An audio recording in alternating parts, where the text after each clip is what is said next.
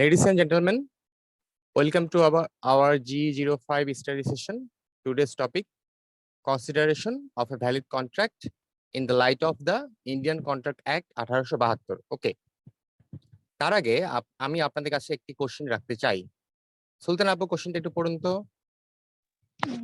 Question: Is breach employment bond legally enforceable? Breach of sorry. Okay. Breach of employment bond legally Yeah. enforceable. Okay, এখন ঠিক আছে। কি মনে হচ্ছে?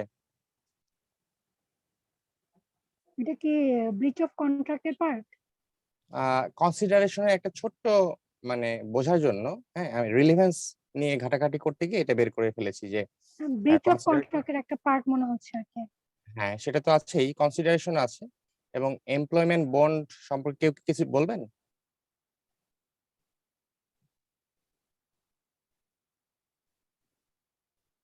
ইরফান ভাই কিছু বলবেন? এমপ্লয়মেন্ট বন্ডটা এমপ্লয় আর এমপ্লয়ারের মধ্যে যে কন্ট্রাক্টটা হয় ওই রিলেভেন্ট কি এটা? হ্যাঁ হ্যাঁ, অনেকটা। আমরা একটা উদাহরণ দেখি। হ্যাঁ, আমরা একটা জব সার্কুলার দেখি। আমি ব্যাংকের নামটা মিশিয়ে দিয়েছি। এটা হচ্ছে একটা এমপ্লয়মেন্ট বন্ডের একটা, এই যে এখানে দেখেন, পড়তে পারছেন? হ্যাঁ, পড়া যাচ্ছে। পড়ুন তো একটু, এখানে কি লেখা আছে? Finally selected candidates have to execute a surety bond to serve the bank for a period of 5 continuous years from the date of joining.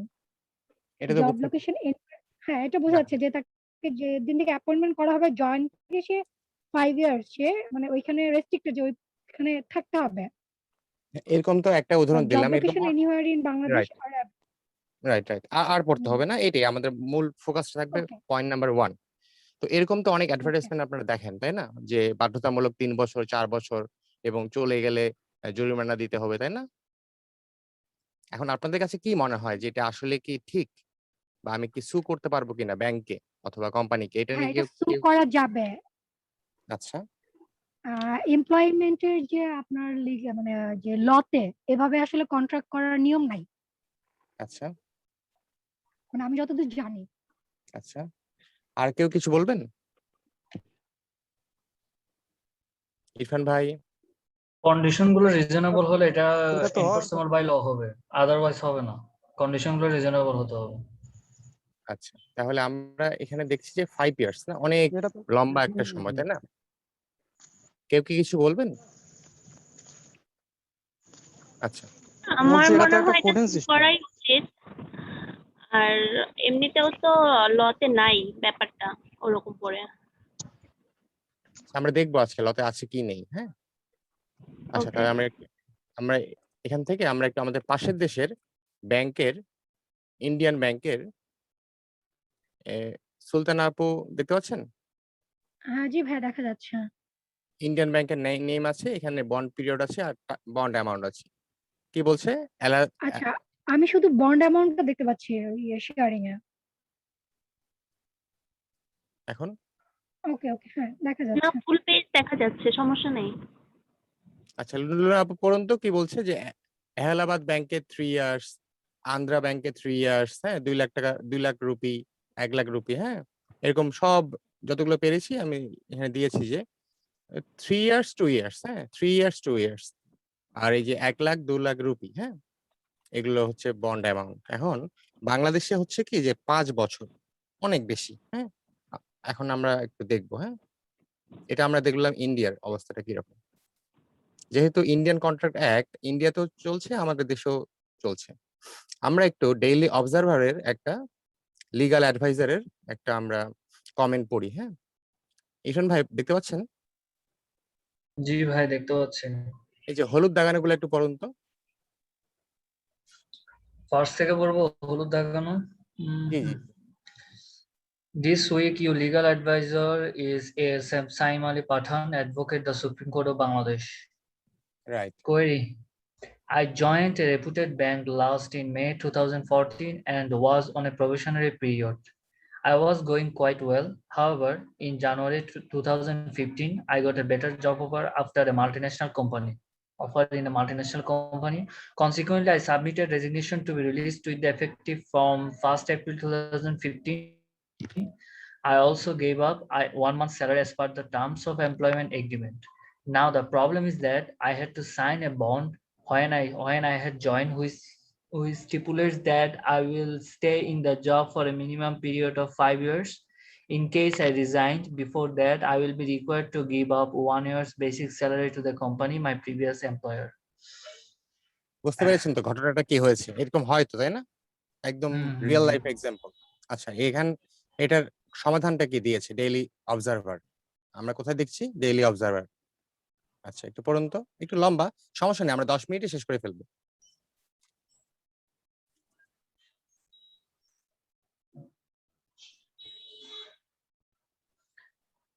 Hasan ভাই দেখতে পাচ্ছেন? Article 34 of Constitution of Bangladesh provides that all forms of forced labor are prohibited and any contravention of this provision shall be an offense punishable in accordance with law. Moreover, Article 40 of the Constitution of Bangladesh ensures freedom of profession or occupation which is lawful. Section 27 of Contract Act 1872 provides that every agreement by which anyone is restrained from exercising a lawful profession, trade, or business or any kind is to that extent void. However, if your employer spend money for making you an efficient employee by giving you training and schooling, then demanding 1 year's basic salary may be fair. But the cost of training should be as equal as 1 year's basic salary. In such a case, the employer's expenditure is the training expenses shall be considered as valid consideration, but we are in doubt that whether any company would annually spend such money behind an employee. If it is Actually, not found, if it is not found to be so, then cutting 1 year's basic salary for mere training sounds unfair. But you have not clarified whether in this period of 11 months you have been given any training. Remember that only giving you the job does not suffice a lawful consideration which may render such a bond illegitimate. On the other hand, if you are not given any higher training or given a simple training not so equal as 1 year's basic salary, then such bond requiring to surrender 1 year's basic salary sounds unlawful and unfair, which ultimately authorizing modern trade slavery. ওকে, আমাদের এখানে বোঝার বিষয়টা হচ্ছে যে consideration. হ্যাঁ, আপনার কাছ থেকে আপনি ট্রেনিং নিলেন 1 বছরের, তারপর চলে গেলেন। আপনাকে যে ট্রেনিং দেয়া হলো, এই ট্রেনিং এর পেছনে তো ব্যাংকের বা একটা প্রতিষ্ঠানের অনেক খরচ আছে, তাই না? এই খরচটার বিনিময়ে আপনার কাছ থেকে কিছু বন্ড টাকা নেওয়া হয়, জরিমানা। এখন দেখতে হবে আমাদেরকে, কনসিডারেশনে আনতে হবে যে এগুলো কি রিজনেবল?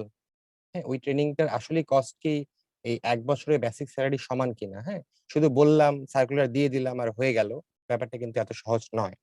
ঠিক আছে? তো আমরা আরো কয়েকটা দেখি, 5 মিনিটে শেষ করে ফেলবো। এখন আমাদের সাথে কে আছেন? মুক্তা আপু আছেন? হ্যাঁ ভাইয়া। আচ্ছা, আমরা এখন দ্য ডেইলি স্টারের অ্যাডভোকেটের একটা কমেন্ট আমরা পড়ি। একটু পড়ে নিন কোরিটা।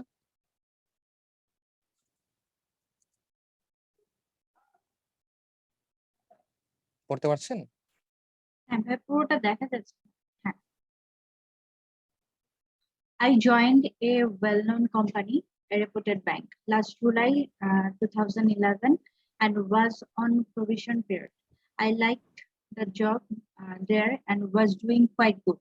However, I got a better job offer in January 2012 and submitted resignation to the release with effect from 1st February 2012. I also gave up 1 month's salary as per the term of the employment agreement. The problem is that when I joined, I had to sign a bond which contained that I will stay in the job for a minimum period of 5 years. In case I resigned before that, I will require to give up 1 year's basic salary to the company, my previous employer. Now they wish to execute the bond because I left within 7 months. বুঝতে পেরেছেন তো ঘটনাটা কি হয়েছে? জি ভাইয়া। জি আচ্ছা, ভাইয়া। এটা সলিউশনটা কি দিয়েছে অল্প একটু পড়েন তো, অল্প একটু আছে। সলিউশনটা তো দেখা যাচ্ছে না ভাইয়া।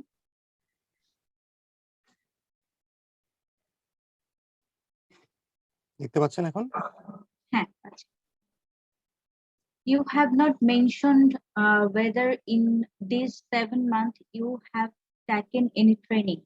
Employer pays some expenditure for training purpose, etc. We also do not.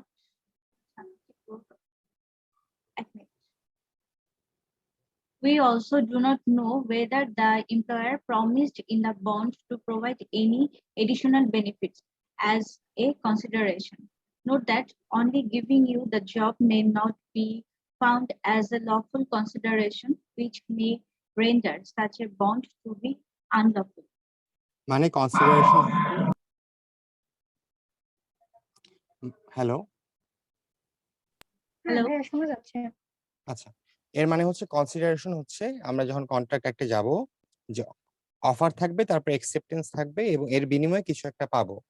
আমাকে জব দেওয়া হলো, হ্যাঁ, এর বিনিময়ে তো আমি স্যালারি পাচ্ছি, মানে আমি জব দেওয়া হলো আর আমি জব করছি ওই প্রতিষ্ঠানে, আমি স্যালারি পাচ্ছি, এটা হচ্ছে একটা কনসিডারেশন। এখন এই যে আমাকে আটকিয়ে রাখবে, হ্যাঁ, অথবা আমি চলে গেলে আমাকে জরিমানা দিতে হবে, হ্যাঁ, এটা কিন্তু শুধুমাত্র জব দিয়ে ফেলেছে এই জন্য এই কনসিডারেশনে কিন্তু আসবে না, তাকে এডিশনাল কোনো একটা বেনিফিট দিতে হবে, হ্যাঁ, সেটাও কিন্তু এখানে দেখতে হবে। আচ্ছা, আর একটু আছে, আর কেউ আছেন আমাদের সাথে? লুনা আপু একটু পড়ুন তো।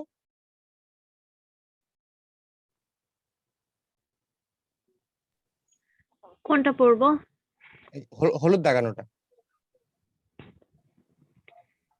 You have not mentioned whether in case 7 months you have taken any training or আমার whether. স্ক্রিন কি দেখা যাচ্ছে না? এটা তো আগেরটা ছিল। আমার স্ক্রিন দেখা যাচ্ছে না? এখনকার স্ক্রিনটা? ওকে, হ্যাঁ এখন আসছে না একটা। এটা আগেরটাই আসছে। Query, I served an institution, এটা? জি, জি। I served an institution where I had to sign a surety bond that, among other conditions, obligates a 10% return of all the allowance, including basic pay, if I resign at my will before a certain period. আচ্ছা, এটার সলিউশনটা কি হয়েছে? একটু বলুন তো।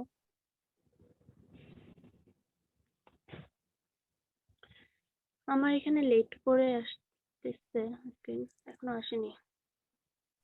আচ্ছা। ওকে, আসছে। In my opinion, a surety bond without providing any additional benefit to the employee is likely to be rendered unenforceable as being against public policy. According to Section 27 of the Contract Act 1872, a contract against public policy is not enforceable. আচ্ছা, আমরা দেখলাম, আমরা আরেকটা report দেখব ঢাকা ট্রিবিউনের। দেখতে পাচ্ছেন সবাই? এখনো আসেনি ভাইয়া। দেখা আসছে। যাচ্ছে। আচ্ছা, ঢাকা ট্রিবিউনে কি বলছে যে legal status of employment bonds, হ্যাঁ, এটা নিয়ে ওরা অনেক কথা বলেছে, অনেক কিছু বলেছে। তারপর আমরা যেটা দরকার সেটা বলবো যে আর্টিকেল 34 এ বলছে, হ্যাঁ, আর্টিকেল 40 তে বলছে যে আমাদেরকে, মানে আমি একটা যে কোনো প্রফেশন বেছে নিতে পারি বাংলাদেশের নাগরিক হিসেবে, হ্যাঁ, আমাকে কেউ আটকে রাখতে পারবে না, আমাকে স্লেভ বানাতে পারবে না, রাইট? আর 27 কন্ট্রাক্ট অ্যাক্ট 1872 কি বলছে? restrained from exercising a lawful profession, হ্যাঁ, trade or business of any kind is not that extent void, মানে আমাকে বাধা দিতে পারবে না আমি যদি কোনো প্রফেশন বেছে নিতে চাই, রাইট? এটা হচ্ছে আমাদের আজকের পয়েন্ট, এই যে আমাদের যে কন্ট্রাক্ট একটা এসছে, এবং আমরা দেখবো যে কনসিডারেশন এখান থেকে আমরা একটু বুঝতে পারলাম যে কিছু একটা দিতে হবে, শুধুমাত্র আমাকে বেতন দিলে হবে না, আমাকে এডিশনাল ট্রেনিং যদি দেওয়া হয় তাহলে সেটা কনসিডারেশনে আসবে এবং তখন আমি জরিমানা খেতে থাকবো, মানে তখন জরিমানা দিতে বাধ্য, কিন্তু তাছাড়া হবে না, ঠিক আছে? আচ্ছা, এখানে কি বলছে? In view of the aforesaid discussion an employment bond will be considered to be reasonable if it is necessary to protect the interests of the employer and the employment bond is drafted with appropriate compulsory period and reasonable amount of penalty. খুব ভালো একটা কথা যে compulsory period. এখন বিশ্বের practice গুলো হচ্ছে 2 বছর আর 3 বছর, এর বেশি কিন্তু নেই। বাংলাদেশে আমরা দেখতে পাচ্ছি 5 বছর। এটা কিন্তু কখনো রিজনেবল পিরিয়ড হতে পারে না। হুম, এবং এখানে একটা রিজনেবল অ্যামাউন্ট অফ পেনাল্টি হতে হবে। ওটা তো হতে পারে 10,000, 15,000, 20,000 এবং 1 বছরের বেসিক স্যালারি তো 3-4 লাখ হয়ে যেতে পারে, তাই না? আদারওয়াইজ দ্য হ্যাঁ। Validity of the such employment bonds may be questioned. এখন আমরা একটা আর 1 মিনিট আলোচনা করব, আমরা একটা জাজমেন্ট দেখে আসি, হ্যাঁ? ইরফান ভাই দেখতে পাচ্ছেন? জি ভাইয়া। একটু পড়ুন তো হলুদ দাগানোগুলো। Judgment. Central Inland Water Transport Corporation Limited and another versus Brojo Nath Ganguly and another. Supreme Court of India. This court observed as under SCCP 228 para 111, by entering into a contract of employment, a person does not sign a bond of slavery and a permanent employee cannot be deprived of his right to resign. A resignation for an employee would, however, normally required to be accepted by the employer in order to be effective. আচ্ছা, দিল্লির ইন্ডিয়ার supreme court কি বলছে? যে employment bond reasonable হতে হবে, considerable হতে হবে। এখান থেকে আমরা একটা জিনিস শিখলাম যে কনসিডার কি? একটা জিনিস পরিমাপযোগ্য, যেটার বিনিময়ে আমি কিছু একটা পাবো, হ্যাঁ? এটা হচ্ছে কনসিডার। এটা মানে এটা যেমন ধরেন যে ভালোবাসা, হ্যাঁ? অথবা ভালো থাকা, সুখ, শান্তি, দুঃখ এগুলো তো মাপা যায় না। ইকোনমির ভাষায় কি এগুলো মাপতে পারবো? পারবো না। আমরা কনসিডার করব মানি অথবা কোনো অ্যাসেট, ঠিক আছে? এখানে কিন্তু ওভাবে কনসিডার করা হয় না। এখন এরপরে যদি কখনো অ্যাডভার্টাইজমেন্টে এগুলো দেখেন, তাহলে আপনার কি এটার বিরোধিতা করবেন কিনা? কি মনে হচ্ছে আজকে? বিরোধিতা এরকম তো করা রিসেন্ট যাবেই। না, রিসেন্ট তো আমি বেশ দুই একটা ব্যাংকে দেখেছি যে মোর দেন 3 ইয়ার্স ওরা কমিটমেন্ট করেই মানে সার্কুলার গুলো দিয়েছে। এবং কেউ যদি ব্যাংকার থাকতেন তাহলে আজকে ভালো হতো। কারণ এটার ব্যাংকের বিরুদ্ধে আমরা ব্যবস্থা নিতে পারবো কিনা, কোর্টে যেতে পারবো কিনা? অবশ্যই যেতে পারবো। এবং আনরিজনেবল পিরিয়ড এবং রিট পিটিশন করা উচিত। একজন বাংলাদেশের সিটিজেন হিসেবে তো সবাই রিট পিটিশন করতে পারে, তাই না? এটা কেন 5 বছর করা হবে? এটা কেন 2 বছর করা হবে না? তাই না? এরকম করে রিট পিটিশন করা যায় না? ভাইয়া যাবে। এখন আমি আমরা যদি যে পার্সোনালি চিন্তা করি যে সাপোজ আমি একটা সার্কুলার দেখেছি অ্যাপ্লাই করতে যাব, চিন্তা করলাম 5 বছর কমিটমেন্ট, দরকার কি অ্যাপ্লাই করলাম। এখন এই কিন্তু আমরা যেহেতু রিজিকে প্রফেশনাল যাবে অ্যাকাউন্টেন্ট, এসব ঝামেলা করতে। আপু, আমরা যেহেতু প্রফেশনাল অ্যাকাউন্টেন্ট, হ্যাঁ, আমাদের কিন্তু পুরো সমাজের সবকিছু নিয়ে আমাদের একটু ভাবতে হবে, হ্যাঁ? যে কোথায় কি হচ্ছে না হচ্ছে।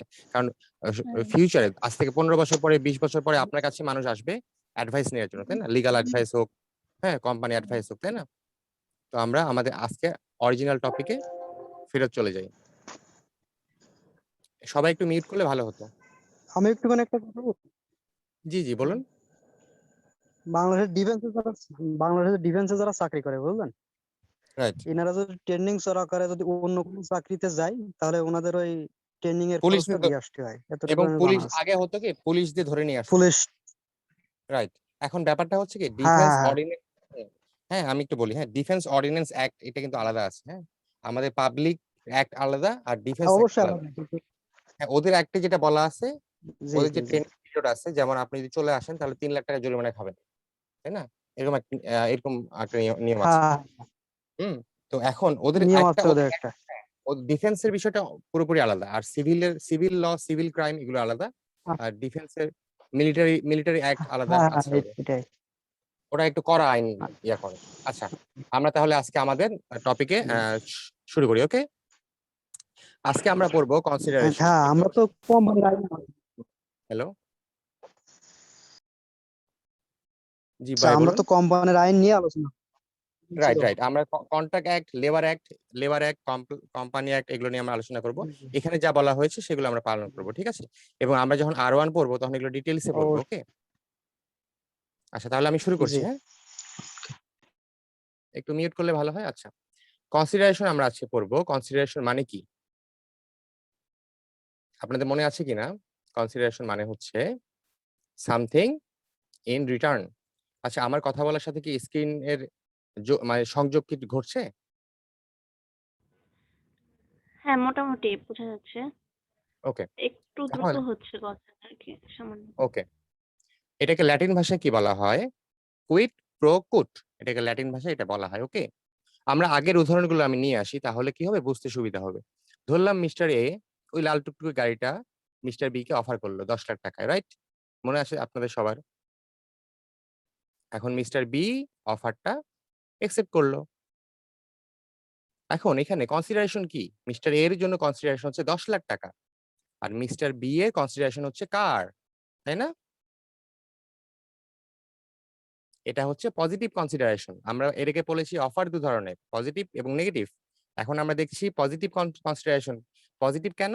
কারণ হচ্ছে এটা বিনিময়ে কিছু একটা কাজ হচ্ছে, কোন একটা কাজ করতে বলা হচ্ছে, টাকা আসছে, গাড়ি বিক্রি হচ্ছে। হ্যাঁ, এখন আমরা দেখবো এর অপোজিটটা কি হতে পারে, নেগেটিভ কনসিডারেশন। নেগেটিভটা কি রকম আমরা একটু দেখি, আগের উদাহরণ থেকেই আমরা নিয়ে আসি। হ্যাঁ, আগে আমরা দেখেছিলাম একটা ব্যাংক থেকে একজন 10 লাখ টাকার লোন নিয়েছিল, তাই না? তারপর লোনটা সে ফেরত দিচ্ছে না। তারপর ব্যাংক কি করলো আমরা দেখি। লোকটা মিস্টার এ বা মিস্টার এক্স 10 লাখ টাকার লোন নিল ব্যাংক থেকে। এখন ডিউ ডেটে সে কিন্তু লোনটা ফেরত দিচ্ছে না। Mister x denied to pay. এখন ব্যাংক কি করলো? ব্যাংক বলল যে আই সু ইউ টু রিকভার মাই মানি। অবশ্যই ব্যাংক এটা বলবে। এখন মিস্টার এক্স তো ভয় পেয়ে গেল। মিস্টার এক্স ভয় পেয়ে বলল if you do not sue me for next 6 month then I will give টাকা 50,000 এক্সট্রা।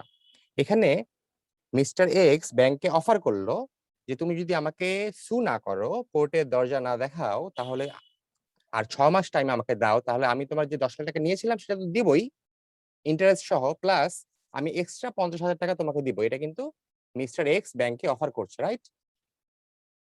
তাহলে এখানে কি হচ্ছে? ব্যাংক কিন্তু এগ্রি হয়ে গেল। হ্যাঁ, ব্যাংক কি করলো? Bank agreed and allow 6 month extension period. ঠিক আছে, এটা হয়ে গেল নেগেটিভ কনসিডারেশন। কেন? কারণ এখানে একটা কাজ করতে বাধা দেওয়া হচ্ছে।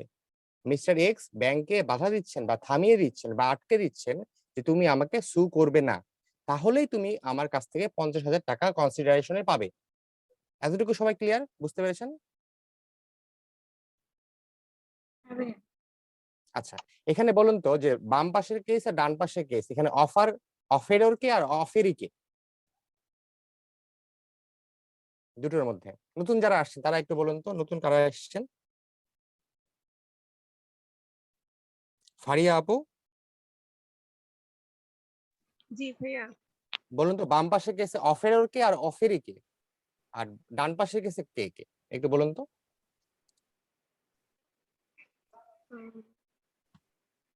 আমি ভাইয়া বুঝে বলতে পারবো না, আপনি একটু বলে দেন। আচ্ছা, সমস্যা নেই, আমরা তো মানে দেখবই সামনে। হ্যাঁ, তাহলে আচ্ছা, অফেররটাকে আমরা প্রমিসরও বলতে পারি, রাইট? আমরা আজকে প্রমিস নিয়ে কথা বলবো, এর আগে আমরা অফার নিয়ে গত ক্লাসে কথা বলেছিলাম। এখন এখানে বাম পাশে কেসে প্রমিসর বা অফেরর হচ্ছে আমাদের এই যে গাড়ি বিক্রি করতে চাচ্ছে, যে প্রস্তাব দিয়েছে। আর এখানে প্রস্তাব কে দিয়েছে? মিস্টার এক্স, যে ব্যাংকে থামানোর প্রস্তাব দিয়েছে যে আমাকে তুমি সু করবে না। তাহলে এর বিপরীতটা কি? প্রমেসি। এখন এই দুজনই তো প্রমিসি হবে না? মিস্টার বি এবং ব্যাংক হচ্ছে প্রমিসি আমাদের, তাই না? হ্যাঁ, এখানে তো এই পেজে কি কারো কোনো প্রবলেম আছে? তাহলে আমরা আগাবো সামনে। নতুন যারা এসেছেন, না ভাইয়া। প্রবলেম ওকে, নেই। তাহলে আমরা এগোচ্ছি।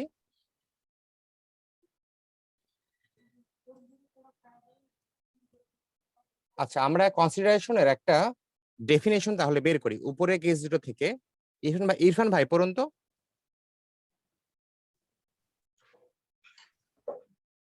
কোনটা পড়বো ভাই? আমরা উপরে দুটো কেস দেখে আমরা ওখান থেকে কনসিডারেশন একটা ডেফিনেশন বের করছি।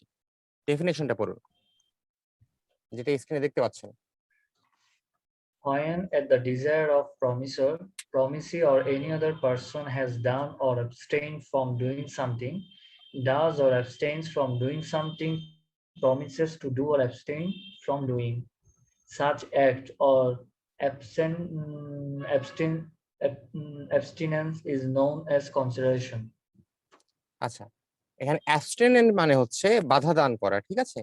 এখানে কিন্তু আমরা একটা জিনিস আমরা দেখতে পাচ্ছি আমরা একটু পয়েন্ট আউট করছি, হ্যাঁ, পাস্ট, প্রেজেন্ট এন্ড ফিউচার। দেখেন পাস্টে হ্যাঁ has done or abstain from doing something, মানে কোন অতীতে কোনো ঘটনা ঘটেছিল সেটার প্রেক্ষিতে কোনো একটা ঘটনা ঘটবে, রাইট? আর প্রেজেন্টে কি বলা হচ্ছে, does or abstain from doing something, মানে প্রেজেন্টে ঘটছে, রাইট? আর ফিউচারে মানে কি, promises to do or abstain from doing, ফিউচারে ঘটবে। তাহলে কনসিডারেশন কি রকম, যে প্রমিসরে ডিজায়ার থাকতে হবে, হ্যাঁ, একজন ব্যক্তিগত ডিজায়ার থাকতে হবে, প্রমিসিকে বলবে অথবা এনি আদার পার্সনকে বলবে। এখন এখানে একটা পয়েন্ট আছে, প্রমিসি অর এনি আদার পার্সন, হ্যাঁ, এনি আদার পার্সন বলতে কি বোঝায় আমরা সামনে দেখবো, ওকে?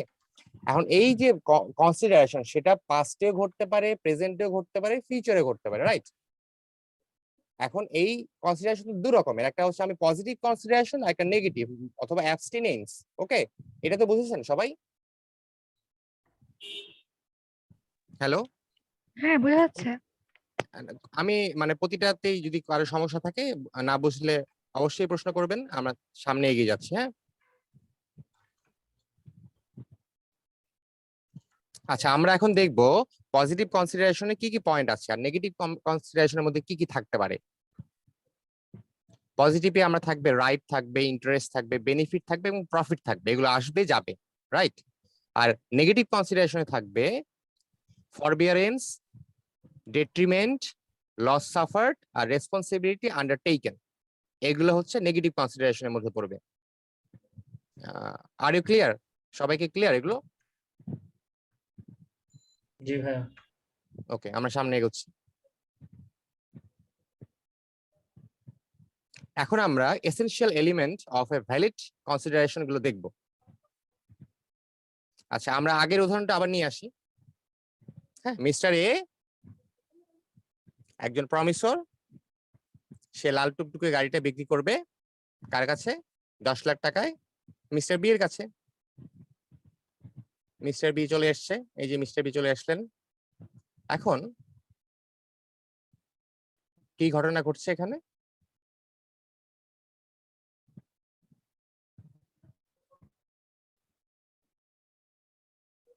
মুক্তা আপু একটু পড়ুন তো, কি লিখছি 1 নাম্বার পয়েন্টে? Consideration must move at the desire of promisor. আচ্ছা, কনসিডারেশন মাস্ট মুভ মানে প্রমিসরের ডিজায়ার। এখানে মিস্টার এ প্রমিসর, তার ডিজায়ার, তার ইচ্ছা করছে গাড়িটা বিক্রি করতে, রাইট? এই জন্য এটা কনসিডারেশন হবে, ঠিক আছে? এখন আমরা ধরলাম একজন থার্ড পার্টি এসছে, হ্যাঁ, মিস্টার সি চলে এসছে। মিস্টার সি এসে বলছে যে মিস্টার বি কে বলছে, মিস্টার সি এসে মিস্টার বি কে বলছে যে জানো মিস্টার বি না একটা গাড়ি বিক্রি করবে, তুমি কি কিনবে? এটা কি কখনো হতে পারে? কি মনে হচ্ছে আপনাদের?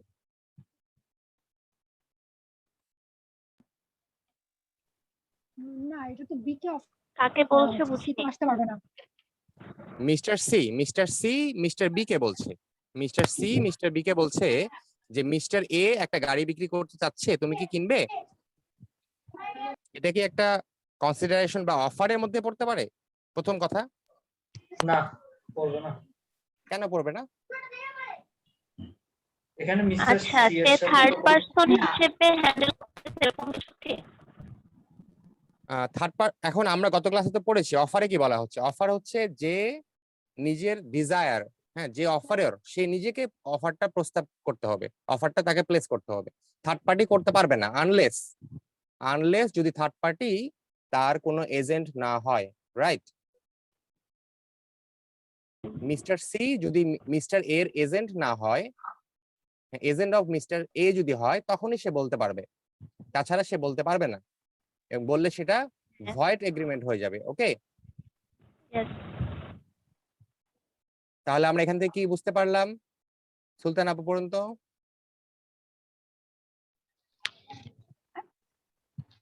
হ্যালো, হ্যাঁ পড়ুন তো, আমরা তাহলে একটু এখান থেকে কি বুঝতে আচ্ছা, পারলাম? to make a contract valid and binding and enforceable, the consideration must be supplied at the desire of the promisor. If it is done at the desire of the third party or without the desire of the promisor, it will not be a good consideration. একদম clear cut কথা না? বুঝতে পেরেছেন না সবাই? হ্যাঁ। আচ্ছা, এখানে আমরা দুটো শব্দ অনেক ভালোভাবে খেয়াল করো, মাস্ট অ্যান্ড ডিজায়ার। মাস্ট মানে থাকতেই হবে, ডিজায়ার মানে কার? প্রমিসরের, রাইট? আমরা এখন তাহলে সামনে এগোচ্ছি।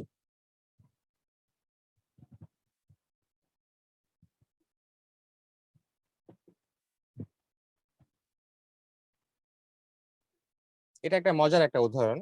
আমাদের সাথে মশির ভাই আছেন? হ্যালো, মশির ভাই শুনতে পাচ্ছেন?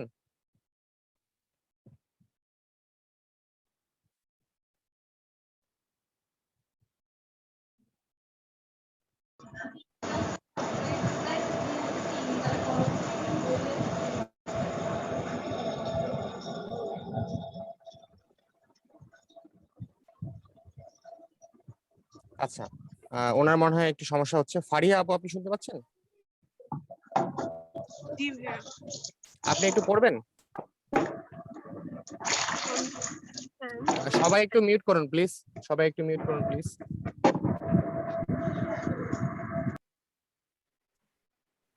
ফারিয়া আপু একটু পড়ুন প্লিজ, যে আমাদের এসেনশিয়াল অফ ভ্যালিড কনসিডারেশনের সেকেন্ড পয়েন্টটা কি? on the other hand, an act done by the promisor's desire gives a good consideration, even thought may be of no personal significance or benefit to him. কি বুঝতে পারলেন একটু বলুন তো?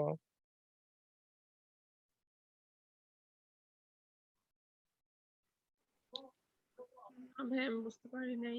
আচ্ছা, কেউ কি বুঝতে পেরেছেন?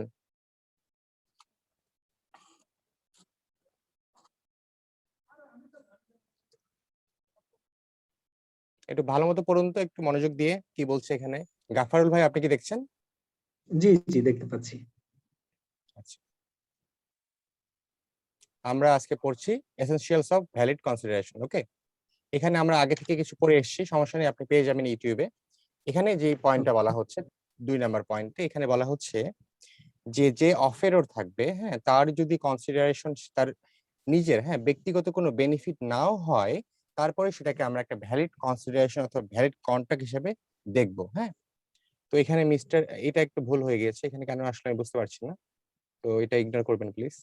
তো আসলে আমরা একটা উদাহরণ দেখি যে একটা অফেরর এর কনসিডারেশন ব্যক্তিগতভাবে না হয়েও কিভাবে এটা কন্ট্রাক্ট হচ্ছে। ওকে, আচ্ছা, ধরুন আপনি একটা রেস্টুরেন্টে গিয়ে একটা বার্গার খাচ্ছেন বা বার্গার কিনবেন। ওকে,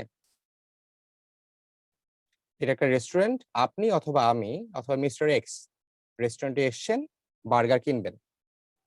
ওকে, সরি, একটা টেকনিক্যাল ত্রুটির কারণে হয়তো মিস্টার এক্সটা আগে দেখিয়েছিল।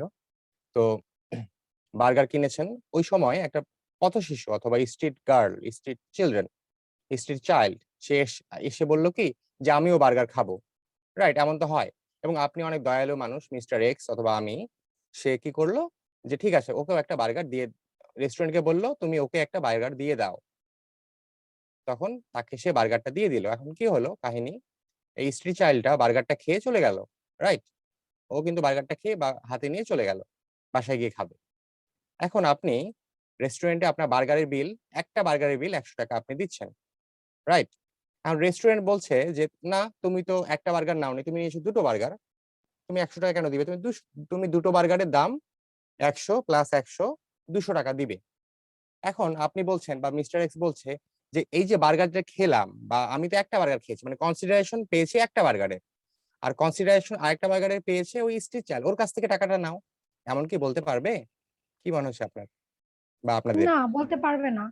বলার সুযোগ নেই। কেন বলার সুযোগ নেই? কারণ এখানে আমাদের অফারর অথবা প্রমিসর যে ছিল মিস্টার এক্স, উনি, আচ্ছা, এখানে কনসিডারেশনটা পেয়েছে কে? Street child. মিস্টার এক্স, এর আগে যে আমরা গাড়ির উদাহরণটা দিয়েছি, ওখানে আমরা দেখেছি গাড়ি অথবা টাকা কনসিডারেশন পেয়েছে অফারর এবং অফেরি। এখানে থার্ড পার্টি এক চলে এসছে, থার্ড পার্টি কনসিডারেশন নিয়ে গেল, কিন্তু তারপরে এটা একটা ভ্যালিড কন্ট্রাক্ট হবে। প্রমিসর হচ্ছে মিস্টার এক্স এবং প্রমিসি হচ্ছে রেস্টুরেন্ট, রাইট? এখন মিস্টার এক্স এর ডিজায়ার ছিল, হ্যাঁ, আমরা কিন্তু একটু আগে বললাম যে মাস্ট বি ডিজায়ার অফ এ অফারর হইতে পারে, হলেই এটা কনসিডারেশনে বলে গণ্য হবে, রাইট? তার ডিজায়ার ছিল বলে জোর জবরদস্তি করা হয়নি, এবং নো বেনিফিট, মিস্টার এক্স এর কোনো বেনিফিট পাননি, বেনিফিটটা নিয়ে গেছে স্ট্রিট চাইল্ড। এতটুকু তো সবাই বুঝতে পেরেছেন, তাই না?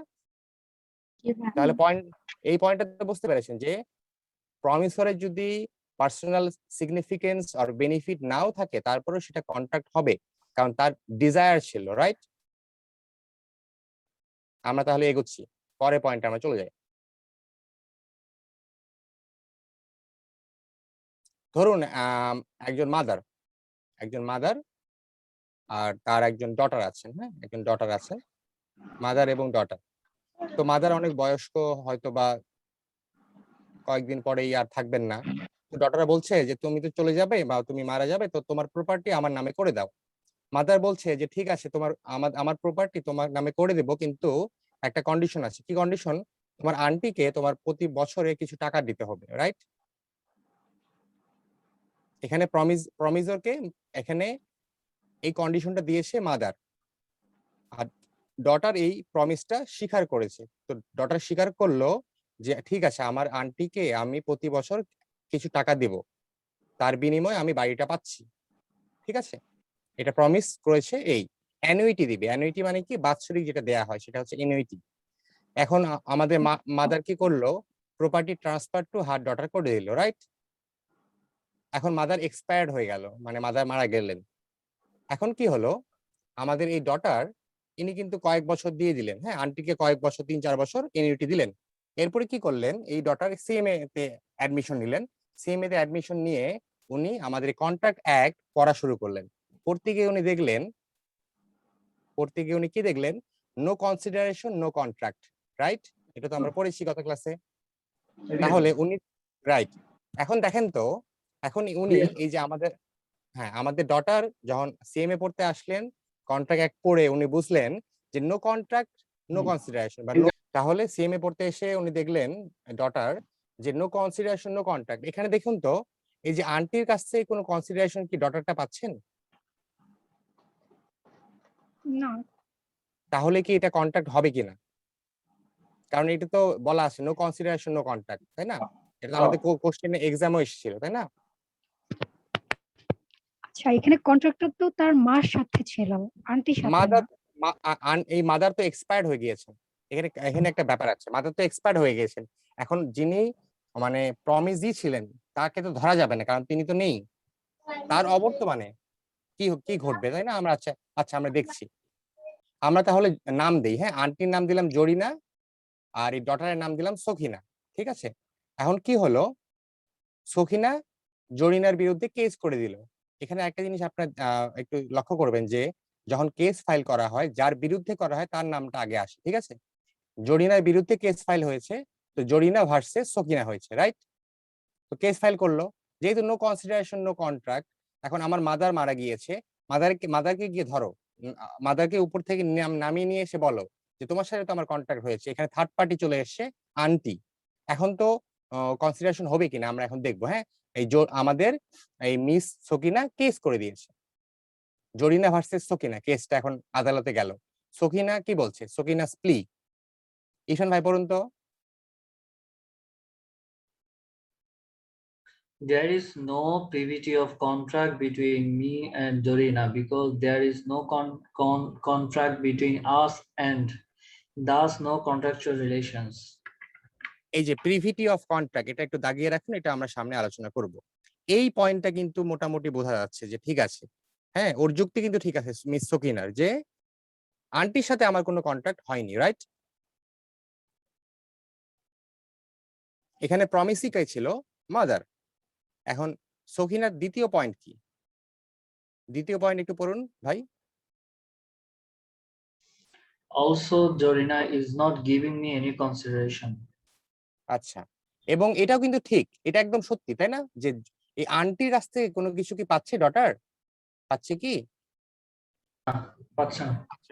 তাহলে দুটো যুক্তি মোটামুটি আমাদের কাছে সঠিক মনে হচ্ছে। এখন বলেন তো জাজমেন্ট কি আসতে পারে? আচ্ছা, জাজমেন্টটা পরে আসছি, আরো কিছু পয়েন্ট আমরা দেখে নিই।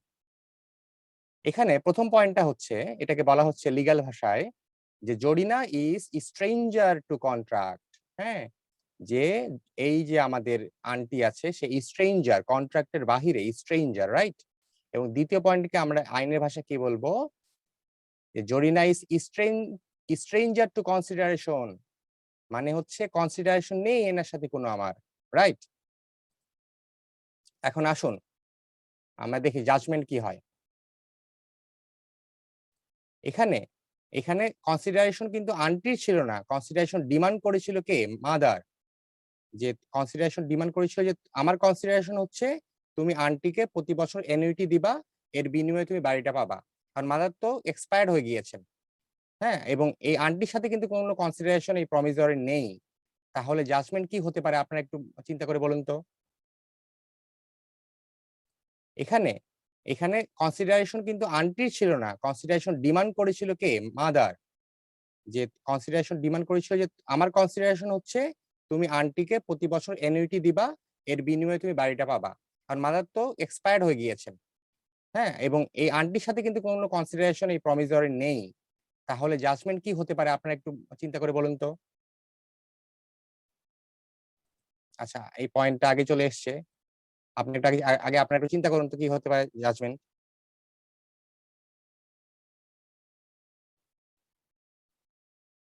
মুক্তা আপু কি মনে হচ্ছে? হ্যাঁ, কন্ট্রাক্টটা তো মায়ের সাথে করা হয়েছিল, তাই না? তাহলে কেন আন্টি পাবে রাইট। না? সকিনা প্লিজ, সকিনা যেটা বলছে তার কিন্তু দুটো পয়েন্টই মোটামুটি যুক্তিপূর্ণ আমার কাছে মনে হচ্ছে, তাই না? আপনাদের কাছে মনে হচ্ছে না যুক্তিপূর্ণ? না, সখিনা ঠিক আছে, কিন্তু বিষয়টা হচ্ছে জরিনা এখানে থার্ড পার্টি ছিল। মানে ওর রাইট। মায়ের সাথে যে কন্ট্রাক্টটা হয়েছিল, মায়ের সাথে কন্ট্রাক্ট হয়েছিল যে আমি তোমাকে বাড়ি দিব, কিন্তু তোমার আন্টিকে তোমার কিছু এনুইটি দিতে হবে। তো আমি কিন্তু ওইটা এগ্রি করেই পরবর্তীতে আমি বাড়িটা পেয়েছি। তাহলে আমি কিন্তু কেন এখন কিন্তু আমাদের মাদার তো এক্সপায়ার্ড হয়ে গিয়েছেন, এখন ওনাকে কি ধরে আনা যাবে যে বলো এখন কি হয়েছে না হয়েছে, তাই না? আচ্ছা আমরা দেখছি, হ্যাঁ, সামনে কি হয়। আচ্ছা আমাদের সেকেন্ড পয়েন্টটা কি? ইরফান ভাই পড়ুন তো সেকেন্ড পয়েন্টটা আমাদের। Consideration may move at the desire of promisee or any other person. আচ্ছা এটা এখানে থাক, আমরা এটা পরে আলোচনা করবো। ওকে, আমরা আগে জাজমেন্টটা দেখে আসি। কেস তো কোর্টে ফাইল হয়ে গিয়েছে। আচ্ছা এখানে আমরা একটা পয়েন্ট দেখবো যে আন্টি হচ্ছে বেনিফিশিয়ারি টু কন্ট্রাক্ট, এটা মনে রাখুন। আন্টি হচ্ছে বেনিফিশিয়ারি টু কন্ট্রাক্ট। এখন ইরফান ভাই এটা পড়ুন তো। কোনটা ভাইয়া? এই যে এই stranger to contract To conduct cannot cannot sue upon it. আচ্ছা স্ট্রেঞ্জার টু কন্ট্রাক্ট মানে এই যে এই 1 নাম্বার পয়েন্টে যে ব্যক্তি তিনি কখনোই সু করতে পারবেন না, রাইট? আচ্ছা stranger to contract can not সু আপন ইট, যদি 1 নাম্বার পয়েন্টে সত্য হয় তাহলে কিন্তু তিনি সু করতে পারবেন না, রাইট?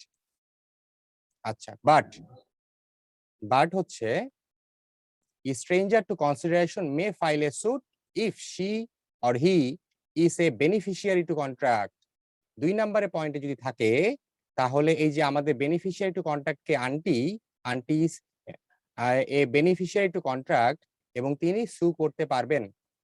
এবং কোর্টের জাজমেন্ট এখানে দেখেন। আচ্ছা আরেকটা কথা এখানে বলে নেই, সেটা হচ্ছে এনি আদার পার্সন যে আগে বলেছিলাম সেটা ব্যাখ্যাটা হচ্ছে এনি আদার পার্সন এখানে আন্টি, রাইট?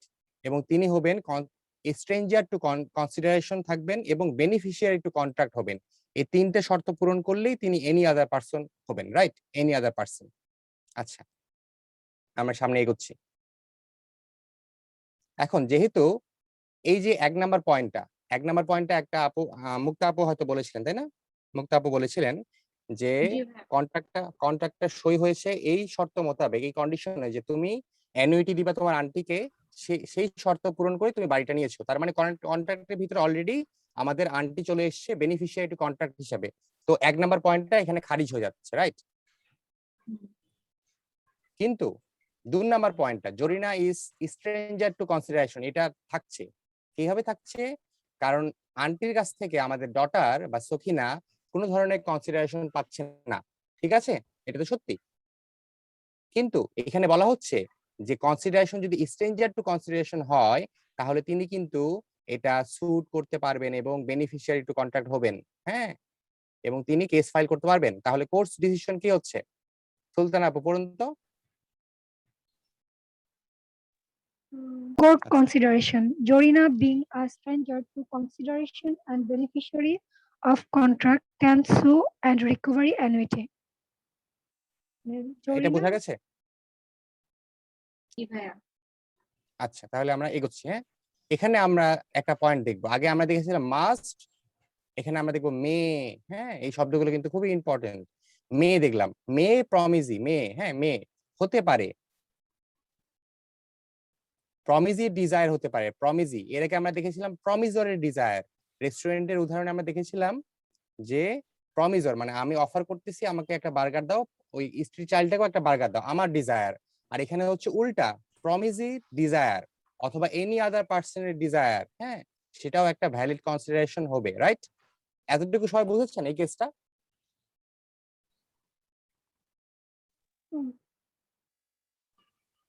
জি ভাই, আচ্ছা, বুঝেছি। আমরা তাহলে সামনে এগোচ্ছি।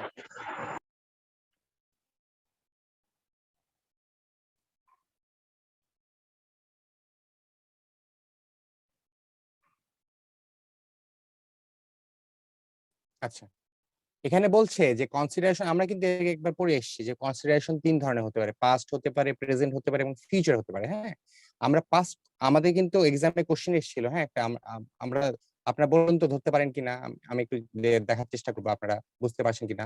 পাস্ট কনসিডারেশনের একটা উদাহরণ আমরা দেখি। হ্যাঁ, performed before the promise made. হ্যাঁ, এটা একটা উদাহরণ আমরা একটু দেখি। হ্যাঁ, উদাহরণটা কি, ধরলাম এক্স। হ্যাঁ, এক্স হচ্ছে একটা কুকুর ফাইন্ড করেছে, হ্যাঁ ফাইন্ডস দ্য লস্ট ডগ, হারানো কুকুর ফাইন্ড করেছে কার, ওয়াই এর।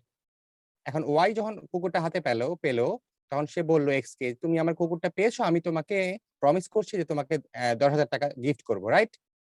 এটা হচ্ছে গিয়ে পাস্ট কনসিডারেশন। আর পাস্টে প্রমিস করার আগেই কাজটা ঘটে গিয়েছে এবং পরবর্তীতে যখন কাজটা ঘটলো তখন প্রমিসর প্রমিস করলো যে তুমি তো কাজটা ঘটিয়েছো।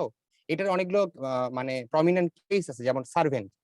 একজন সার্ভেন্ট আপনার কোনো একটা কাজ করে দিয়েছে, আপনি তাকে একটা গিফট দেন। হ্যাঁ, আপনি কিন্তু আগে এটার অ্যানাউন্সমেন্ট করেননি যে আমার কুকুরটা হারিয়ে গিয়েছে, এটা যে খুঁজে আনবে তাকে আমি এত টাকা দিব।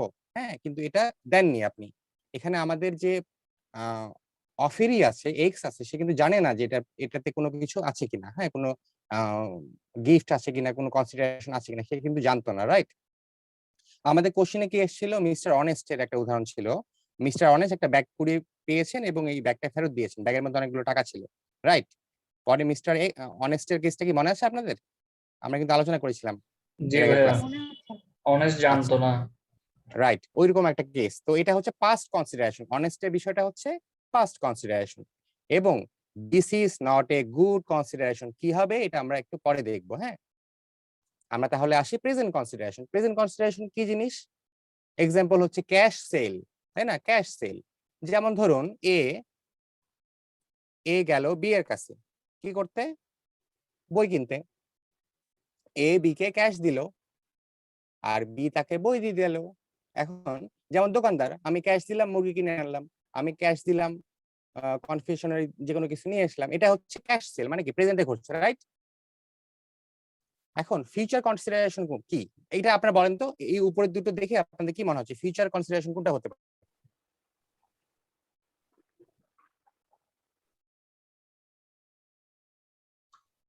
প্রমিসর আগে বলবে, মানে আমি টাকাটা দিব তুমি যদি এই কাজটা অ্যাকমপ্লিশ করতে পারো, দেন অ্যাকমপ্লিশ করা না, হবে। এখানে ব্যাপার হচ্ছে কি কনসিডারেশনটা পরে আসবে। হ্যাঁ, পরে ফিউচারে কনসিডারেশন পাওয়া যাবে, কাজটা আগে ঘটেছে, কনসিডারেশনটা পরে পাওয়া যাবে। একটু উদাহরণটা চিন্তা করুন তো কি হতে পারে। আর কেউ, সুলতানা গাড়ির আপু? এক্সাম্পলটাই যদি বলি যে আমরা প্রথমত এগ্রিমেন্টে যাচ্ছি, রাইট, কন্ট্রাক্টে যে 10 লাখ টাকা দিলে আমি গাড়ি দিব, বাট এখনো কিন্তু কোনো টাকাটাও দেওয়া হয় না, গাড়িটাও নেওয়া হয় না। বাট এখানে একটা কনসিডারেশন আসছে যেটা ফিউচারে হবে। এটা কিন্তু যখন আপনি ক্যাশ দিবেন তখন গাড়িটা পাবেন, এটা কিন্তু প্রেজেন্ট কনসিডারেশনে চলে যাচ্ছে। হ্যাঁ, ক্যাশ দিবেন গাড়ি নেবেন নগদে। হ্যাঁ, আমরা দেখি ফিউচার কনসিডারেশন কি। ফিউচার কন্ডিশন হচ্ছে, এক্সাম্পল হচ্ছে credit sale, sale on credit, বাকিতে বিক্রয়। সি ডি এর কাছে বই বিক্রি করলো, এখন ডি কি করলো, টাকা দিল না। আচ্ছা, ডি কিন্তু ক্যাশ নিয়ে এসছে অথবা আসেনি, সেই ক্যাশ দিবে না, এই যে ক্যাশ সে দিল না, এটা হচ্ছে ক্যাশ বাকিতে বিক্রয়। মানে যখন এই যে সি এর জন্য ডি তো কনসিডারেশন পেয়ে গেল একটা বই, রাইট?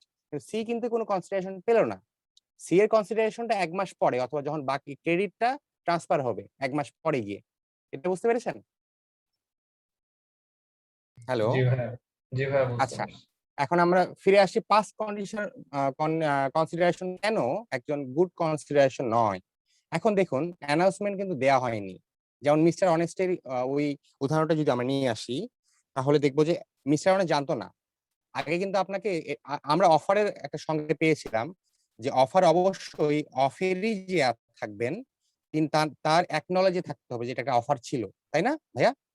যদি জি পাস কনসিডারেশন থাকে তাহলে কিন্তু আমি জানতেই পারছি না, যেমন মিস্টার এক্স কিন্তু জানতেই পারিনি যে এই হারানো কুকুরটা যদি খুঁজে দেয়া হয় তাহলে সে গিফট পাবে, তাই না? সে কিন্তু উইলিংলি নিজের ইচ্ছায় এটা করেছে, রাইট? এবং আমরা আপনি একটু জেনে রাখুন যে not valid in UK. Pass condition consideration UK তে ভ্যালিড নয়। যেহেতু আমরা সীমা সিলেবাস পড়ছি তাও আমরা সেটাও ফলো করব, রাইট? এতটুকু কারো বুঝতে অসুবিধা আছে এই স্লাইডে? না ভাইয়া। আচ্ছা আমরা সামনে এগোচ্ছি তাহলে।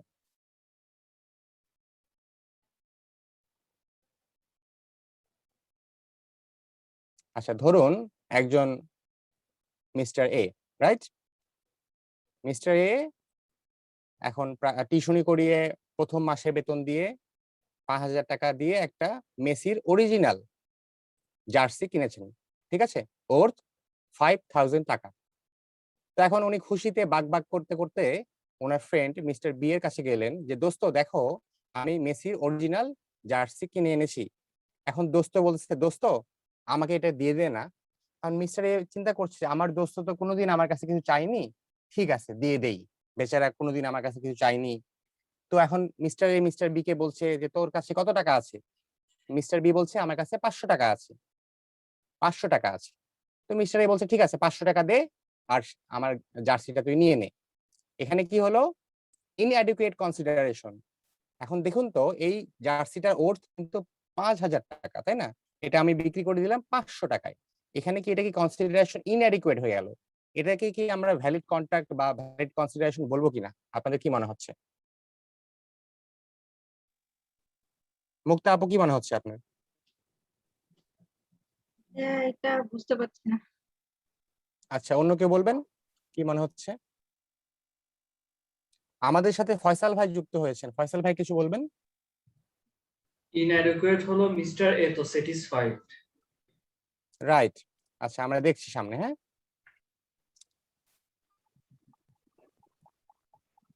আমার কাছে এটা মিস্টার এ, ভ্যালিড কনসিডারেশন। হ্যাঁ অবশ্যই এটা ভ্যালিড হবে কারণ মিস্টার এ ফ্রি কনসেন্টে ওনাকে জোর জবরদস্তি করা হয়নি যে তুই দে 500 টাকা দিচ্ছি দে, তাও দে, এভাবে বলা হয়নি। সে কিন্তু ফ্রি কনসেন্টে দিয়ে দিয়েছে এবং এই জন্য এটা ভ্যালিড কন্ট্রাক্ট। এটা একটু পড়ুন তো কেউ কি বলছে এখানে, any party getting lesser consideration must have free consent. যখন আপনার কনসিডারেশনটা কম থাকবে তখন অবশ্যই আপনার ফ্রি কনসেন্ট থাকতে হবে, তাহলে সেটা ভ্যালিড কনসিডারেশনে রূপান্তরিত হবে। তাহলে আমাদের ফোর্থ পয়েন্টটা কি কি হলো? ফোর্থ পয়েন্টটা হলো consideration may be inadequate, it need not be adequate, but it must have free consent. এতটুকু সবাই ক্লিয়ার? জি ভাইয়া। ক্লিয়ার। ওকে আমরা তাহলে পরের স্লাইডে চলে যাচ্ছি।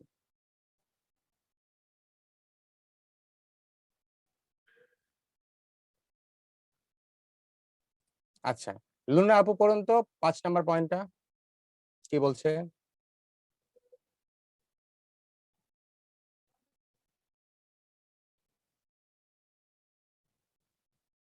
আচ্ছা লুনা আপু মনে হয় নেই, আর কেউ আছেন? মশিউর ভাইয়া? Consideration must be real and not illusory. আচ্ছা ইলিজরি মানে কি? কাল্পনিক, তাই না? রাইট। আমরা এখন দেখছি হ্যাঁ কি কি ঘটনা ঘটে আমরা একটু দেখছি। আমরা 4টা ভাগে ভাগ করব, হ্যাঁ এটাকে। সেকেন্ড পার্টে আসছে ইলিউশনারি কনসিডারেশন। কি রকম আমরা একটা উদাহরণ দেখি। To make a dead person alive for a consideration for টাকা 10 লাখ। এটা কি মনে হচ্ছে বাস্তবসম্মত আপনাদের কাছে? না। অনেক জায়গায় পোস্টারে দেখবেন যে বশীকরণ, হ্যাঁ, স্বামী স্ত্রী বশীকরণ, শত্রুকে ধ্বংসকরণ, হ্যাঁ, এগুলো কি তাহলে ভ্যালিড কন্ট্রাক্টের আওতায় পড়বে, ভ্যালিড কনসিডারেশনে পড়বে? Invalid. কাল্পনিক বিষয়, রাইট? এগুলো কাল্পনিক। আচ্ছা, ঠিক আছে, তাহলে আমরা ফার্স্টটাতে দেখি ফিজিক্যালি ইম্পসিবিলিটি। হ্যাঁ, ফিজিক্যাল ইম্পসিবিলিটি আমরা দেখি। একটা মজার একটা উদাহরণ দিব, হ্যাঁ, আপনি একটু দেখুন। আমরা কিন্তু দেখি নাটকে বা সিনেমায় বয়ফ্রেন্ড গার্লফ্রেন্ডকে বলছে যে তুমি যদি আমার সাথে ডেটে যাও তাহলে আমি আকাশে চাঁদ পেরে তোমার হাতে দিয়ে দিব, right? Boyfriend to girlfriend, if you meet me on a date I will bring the moon on your hand. এটা কি ফিজিক্যালি পসিবল বলেন তো? না। না। তাহলে বয়ফ্রেন্ড বা গার্লফ্রেন্ড যারা আছেন তারা কিন্তু চিন্তা করবেন, যদি আপনাদের বয়ফ্রেন্ড এই কথাগুলো বলে তাহলে ধরে নেবেন যে এটা কখনোই একটা কনসিডারেশন হবে না, তাহলে আপনারা ডেটে যাবেন না। ওকে, ঠিক আছে? জি ভাই। আচ্ছা, তাহলে আমরা এইটা একটা উদাহরণ দেখি। এটা বলেন তো কি হতে পারে? আচ্ছা, sale of house for 50 to 60 lakh, একটা রেঞ্জ দেয়া আছে, হ্যাঁ, 50 to 60 লাখ, এটা কি হতে পারে?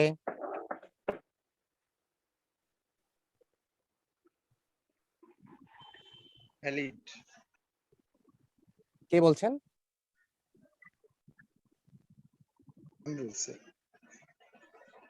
আর কেউ বলবেন কিছু? যে একটা রেঞ্জ দেয়া আছে যে 50 থেকে 60 লাখ, 50 থেকে 60 লাখ টাকা একটা, কেন এটা হবে না? ভ্যালিড হবে না, কারণ এখানে তো কোনো বর্ণনা নাই বা কোনো ডেসক্রিপশন নাই আসলে কি হাউস, কতটুকু বা কিরকম, কোনো আচ্ছা ডেসক্রিপশন নাই।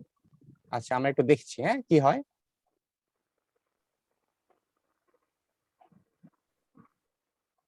এটাকে বলা হচ্ছে আনসার্টেইন কনসিডারেশন, কারণ এখানে নির্দিষ্ট করে বলা নেই যে 50 লাখ না 60 লাখ।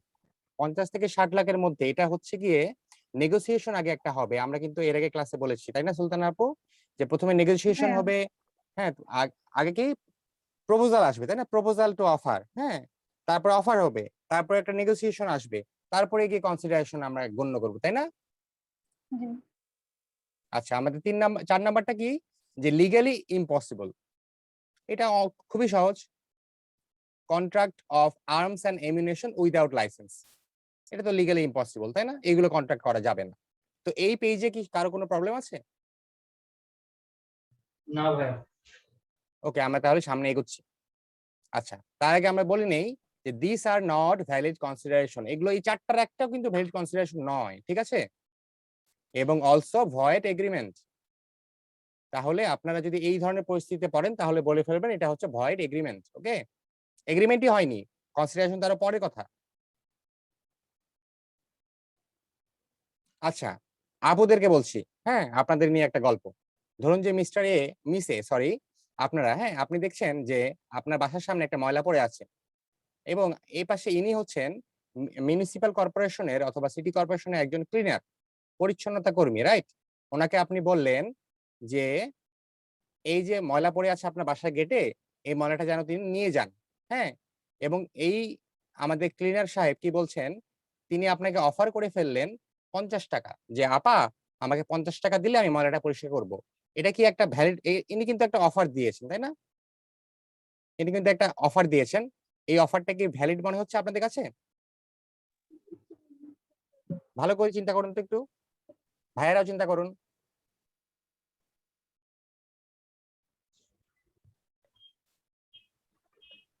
ভ্যালিডই তো মনে হচ্ছে। ভ্যালিড মনে হচ্ছে না, ক্লিনারের কাজ তো ক্লিন করাই।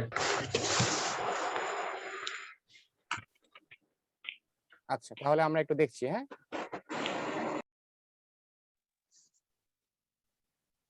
ঈশ্বর ভাই, যেহেতু আপনি বললেন না যে ক্লিনারের কাজ ক্লিন করা, আপনি একটু পড়ুন তো। Consideration must not be something which the person already bound to do something in the law as an official duty or as a contract and he premises to do the very same thing to form an agreement, then this promise will not form any consideration for the other person's promise. আচ্ছা, এখানে কি বলছে যে এই যে আমাদের city কর্পোরেশনের যে ক্লিনার সাহেব আছেন, উনি কিন্তু অলরেডি একটা কন্ট্রাক্ট করেছেন সিটি কর্পোরেশনের সাথে যে তিনি ক্লিনিং করবেন, রাইট? সেই সেম ভেরি সেম থিং সেই ভেরি সেম থিং এর কারণে তিনি আর কোনো এগ্রিমেন্টে যেতে পারবেন না, কারণ তার কাজই হচ্ছে ক্লিনিং করা।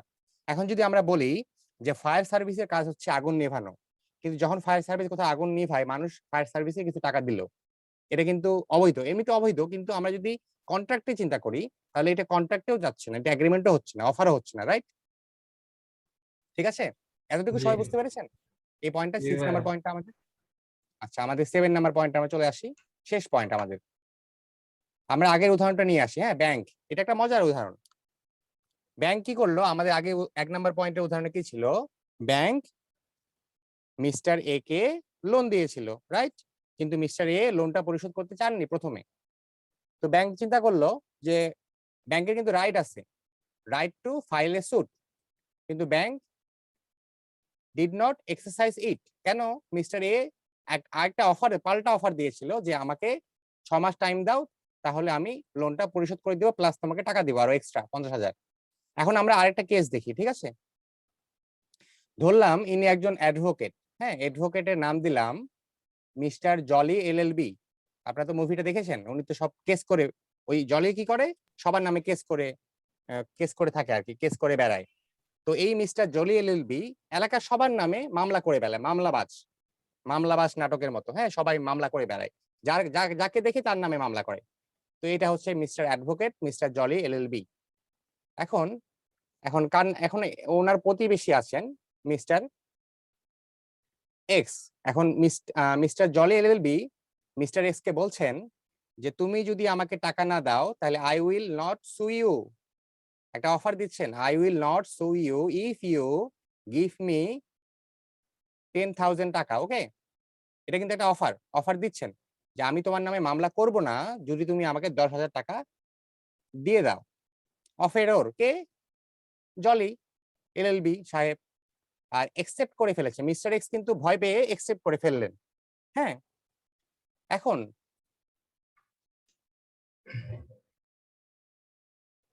এখানে কি হবে, কি মনে হচ্ছে? ভ্যালিড না এটা। কেন ভ্যালিড না? কারণ এখানে তো এটা অফার তো ব্রাইব, এটা আনলফুল একটা অ্যাক্ট। এখানে তো ধরেন যে অফার দিয়েছে, একসেপ্ট করেছে, হ্যাঁ, প্লাস একটা কনসিডারেশন আছে, 10,000 টাকার কনসিডারেশন আছে, এবং মিস্টার এক্স এর কনসিডারেশন কি, যে উনি কোনো কেস খাবেন না, হ্যাঁ, উনি কোনো কেসের আওতায় পড়বেন না, এটা হচ্ছে মিস্টার এক্স এর কনসিডারেশন, রাইট? আচ্ছা, আমরা একটু দেখি তো কি হচ্ছে এখানে। মিস্টার এই যে জলি এলএলবি, তিনি কি নামে কেসটা করবেন? হাওয়া থেকে কেস করবেন, বাতাস থেকে? এনার তো কোনো নো এক্সিস্টিং ক্লেম, তার কোনো ক্লেমই নেই, আনলফুল, রাইট? এখানে কিন্তু ব্যাংকের একটা ক্লেম ছিল, ব্যাংকের এক্সিস্টিং ক্লেম কি 10 লাখ টাকা ছিল, 10 লাখ টাকা লোন ছিল। তো এই যে জলি এলএলবি আছেন, উনি no right to file a suit, ঠিক আছে? তাহলে 7 পয়েন্টটা আমাদের কি হচ্ছে? লুনা আপু একটু পড়ুন তো, লুনা আপু কি আছেন আমাদের সাথে? আচ্ছা, আমি পড়ছি। এটা হচ্ছে ফরবিয়ারেন্স টু সুট, মানে সুট করতে পারবো না। কোন সময় পারবো না? যখন ইনভ্যালিড মানে নট এ ভ্যালিড কনসিডারেশন হবে, এই যে এই পাশেরটা, ডান পাশেরটা। আর বাম পাশেরটা কি হচ্ছে? Valid consideration. এখানে আমাদের ব্যাংক সুট করতে পারতো কিন্তু পারেনি, সরি, পারতো কিন্তু করেনি। কেন করেনি ওটা তো আমরা আগে দেখেছি। তো এখানে কারো কি কোনো প্রবলেম আছে? না ভাইয়া। আচ্ছা, না ভাই। আমাদের কিন্তু আচ্ছা, এখানে একটু ভুল হয়েছে। এটা হচ্ছে কি, আমাদের এখানে এই কেসটাকে বলা হচ্ছে রিয়াল অ্যান্ড বোনাফাইড সুট, ওকে? আর এই কেসটাকে বলা হচ্ছে ইলিউশনারি অ্যান্ড ম্যালাফাইড সুট, ওকে? এটা হচ্ছে এদের টার্ম। আচ্ছা, আমাদের এখানে ইলাস্ট্রেশন শেষ হয়ে গেল, আমরা এখন আমাদের স্লাইডে চলে যাই।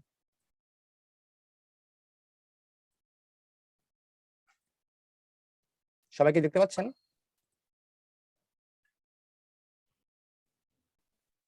আচ্ছা, স্লাইডটা একটু আরেকবার রিভিউ করলে ভালো হতো। আচ্ছা,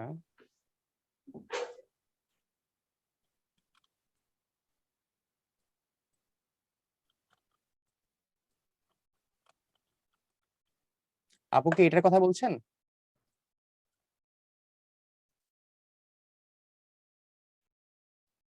হ্যালো, জি এটাই। কি বুঝেননি একটু বলুন তো?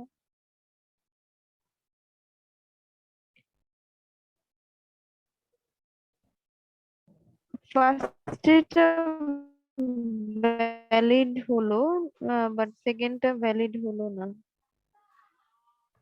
হ্যাঁ, কেন এই হলো না তাই জিনিসটা তো? একবার একটু আচ্ছা, এখানে আমাদের মিস্টার জলি লিলবি তো জি মামলাবাজ মানুষ, তাই না? মামলা জি মামলাবাজ মানুষ। এখন কথা হচ্ছে মামলা করবে কোথা থেকে? একটা তো ক্লেম থাকতে হবে। ক্লেমটা কি? কোনো ক্লেম নেই। হাওয়া থেকে তো মামলা হয় না। এখানে ব্যাংকের ক্লেম ছিল যে 10 লাখ টাকা লোন। কিন্তু এখানে তো এই লোকটা কি কোনো অপরাধ করেছে যে ওর নামে মামলা করে দিবে? মামলা করার তো একটা ভ্যালিডিটি থাকতে হবে, তাই না? সেই ভ্যালিড পয়েন্টটা তো নেই। ঠিক আছে? ইরফান ভাইয়া, আপনার কোশ্চেনটা কি ছিল? যে ওই যে উকিলের যে বিষয়টা, উকিলের কাছ থেকে মামলা থেকে বাঁচার জন্য আমি একটা অফার পেয়েছিলাম, ওটা আমি অ্যাকসেপ্ট করেছিলাম, কিন্তু সেটা ভ্যালিড কন্ট্রাক্ট হলো না। কেন? কারণ উনি তো হাওয়া থেকে কেস করতে পারেন না। হ্যাঁ, একটা কেসের যে একটা কনসিডারেশন থাকতে হবে না, লিগ্যাল একটা ভ্যালু থাকতে হবে। আর ব্যাংকের বিষয়টা কি, যে ব্যাংক আমাকে একটা লোন দিয়েছিল আর আমি লোনটা পরিশোধ করিনি। পরে ব্যাংক আমার নামে সু করতে গিয়েছে, তখন এটা আমরা কিন্তু দুদিন আলোচনা করেছি যে মিস্টার এক্স ব্যাংকের কাছ থেকে লোন নেওয়ার পরে লোনটা শোধ করতে পারেননি। উনি ব্যাংকে একটা অফার দিয়েছেন যে ব্যাংক, তুমি আমার নামে সু করিও না, আমি তাহলে তোমাকে 50,000 টাকা এক্সট্রা দিব। হ্যাঁ, এটা কিন্তু অবশ্যই একটা ভ্যালিড কন্ট্রাক্ট এবং এটা হয়ে যাবে নেগেটিভ কনসিডারেশন। হ্যাঁ, এটা হচ্ছে একটা কাজ করার জন্য বাধা প্রদান করা। হ্যাঁ, একটা কাজকে রহিত করার জন্য করা হচ্ছে, অফারটা জি দেয়া ভাইয়া, হচ্ছে। বুঝছি। বুঝতে পেরেছেন? জি আচ্ছা, ভাইয়া। তাহলে আমরা আমাদের স্লাইডে প্রবেশ করি। এটা কিন্তু আপনাদের পার্ট, এই স্লাইড গুলো আপনারা পড়বেন, রাইট? আমার যেটা আলোচনা করার কথা ছিল সেটা আলোচনা করে ফেলেছি। তো আমাদের আজকে কি হচ্ছে, ইন্ডিয়ান কন্ট্রাক্ট অ্যাক্ট 1872। এখানে আমরা পড়বো, এখানে ভুল হয়ে গিয়েছে, সরি, এটা ভুল স্লাইড, সরি। আচ্ছা, এটা হচ্ছে আমাদের মেইন স্লাইডে আমরা কি পড়বো, ইন্ডিয়ান কন্ট্রাক্ট অ্যাক্ট 1872 কনসিডারেশন। ঠিক আছে, আচ্ছা, আমাদের আজকে লার্নিং অবজেক্টিভ কি, মিনিং অফ কনসিডারেশন, হ্যাঁ, তারপরে লিগ্যাল রুলস অ্যাবাউট কনসিডারেশন, তারপরে validity of agreement without consideration, হ্যাঁ, তারপর doctrine of privity of contract, ওই যে আমরা দেখে আসলাম, ওটা আমরা এখানে আলোচনা করবো, এন্ড ইটস এক্সেপশন কি হতে পারে, রাইট? আচ্ছা, কনসিডারেশনের ডেফিনেশন, হোয়াট ইজ কনসিডারেশন, আমাদের অ্যাক্ট কি বলছে? ইরফান ভাই বলুন তো। One of the essential elements for a valid contract is consideration. Subject to certain exception, an agreement which is without consideration is void. If one promises for no consideration to give Tawhid Taka 1000, this is a void agreement. আচ্ছা, ইরফান ভাই, আপনি promise করেছিলেন with no consideration তৌহিদ ভাইকে দেওয়ার জন্য 1000 টাকা, এটা void agreement হবে, রাইট? ঠিক আছে, জি ভাইয়া। আচ্ছা, আমরা পরের স্লাইডে চলে যাচ্ছি। আমাদের সাথে কে আছেন? মুক্তা আপু আছেন? জি ভাইয়া। বলুন তো, বাই ল আমাদের কি বলছে সেকশন 2 ক্লজ ডি তে, বলুন তো একটু। When at the desire of promisor has মানে কি সবগুলো সাইড থেকে পড়ে যাবো নাকি? জি জি জি, কনসিডারেশন মিনিং আচ্ছা, as per section 2D. when at the desire of the promisor has done or abstained for doing or does, আমি বুঝতে পারছি না আমি এটা কিভাবে পড়বো। আচ্ছা, আর কেউ কি পড়তে পারবেন? সুলতানা আপু? হ্যাঁ ভাইয়া বলছি। জি। The promise or any other person has done or abstained from doing or does or abstain from doing or promises to do or abstain from doing something. When at the desire of promisor, such act or abstinence or promise is called consideration for the promise. আচ্ছা, আমরা কিন্তু এর আগে যে উদাহরণগুলো দিয়েছি ওখানে কিন্তু এটা ব্যাখ্যা করেছি, তাই না? যে কি অ্যাবস্টিনেন্স, এই যে আমরা যে ব্যাংকের উদাহরণটা দিলাম ইরফান ভাইয়া, বুঝছেন? অ্যাবস্টিনেন্স, ব্যাংকে আমরা অ্যাবস্টেন করছি যে আমার বিরুদ্ধে কেস করিও না, সেটাও একটা কনসিডারেশন হবে, রাইট? এবং the promise or any other person, হ্যাঁ, এটা কি তিনটা পার্ট আছে, has done or abstain from doing or does. এখানে কিন্তু একটা পাস্ট প্রেজেন্ট ফিউচারে যে আলোচনাটা আমরা করেছিলাম সেটা এখানে আছে, রাইট? ঠিক আছে। জি ভাইয়া। আচ্ছা, আমরা এখন দেখব লিগ্যাল রুলস অফ কনসিডারেশন। আচ্ছা, কি বলছে? Consideration may be past, present or future, it need not be adequate. এই দুটো কিন্তু আমরা আলোচনা করেছি, তাই না? তাহলে আমরা কিন্তু consideration may be past, present or future হতে পারে, এবং এটা কি অ্যাডিকুয়েট হওয়ার দরকার নেই, এটা কিন্তু আমরা উদাহরণ দিয়ে বুঝিয়েছি, তাই না? জি ভাইয়া। তাহলে আমরা সামনে এগোচ্ছি। এটা একটু পড়ুন তো, ইরফান ভাইয়া পড়ুন তো। আমরা আমরা আচ্ছা, আমরা শুরু করার আগে একটা কথা বলে নেই যে প্রেজেন্ট এবং ফিউচার কনসিডারেশন তো আমরা একটু বুঝতে পারি যে প্রেজেন্ট হচ্ছে ক্যাশে লেনদেন আর ফিউচার হচ্ছে অন ক্রেডিট, তাই না? কিন্তু পাস্টের বিষয়ে একটু ঝামেলা আছে। এই ঝামেলাটা কি আমরা একটু আলোচনা করার চেষ্টা করি। হ্যাঁ, একটু পড়ুন তো।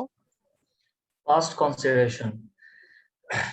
In 3 instances, past consideration for a promise is sufficient to make the promise binding. A. Past consideration is sufficient to create liability on a bill of exchange, such as check. আচ্ছা, এটা B. একটু বোঝান, এটা একটু বুঝিয়ে বলুন যে কি বুঝলেন। আমরা একটা একটা পরে পয়েন্ট এগিয়ে যাই। হ্যাঁ,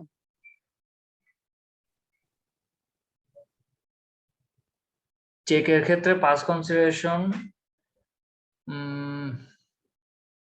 লাইবিলিটি ক্রিয়েট করবে মানে কি? হ্যাঁ, বৈধ লাইবিলিটি হবে, ক্রিয়েট করবে। বৈধ বৈধ হবে। আমরা হবে। কিন্তু এর আগে দেখলাম যে past condition sorry past consideration UK তে বৈধ না, অথবা এটাকে একটা গুড কনসিডারেশন হিসাবে অ্যালাউ করা হয় না, রাইট? কিন্তু যদি চেক হয়, যে আমি একটা চেক লিখে দিলাম, আমরা যখন প্রমিসরি নোট করব তখন এই বিষয়টা আমরা ক্লিয়ার বুঝতে পারবো। ঠিক আছে, আর1 এর। আচ্ছা, তারপরে পড়ুন। B. After 6 or in some cases 12 years, the right to sue for recovery of a debt becomes a statute barred by the Limitation Act 1980.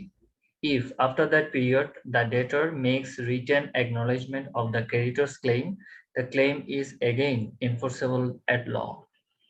এটাতে কি বুঝছেন? Right to sue debt becomes a statute barred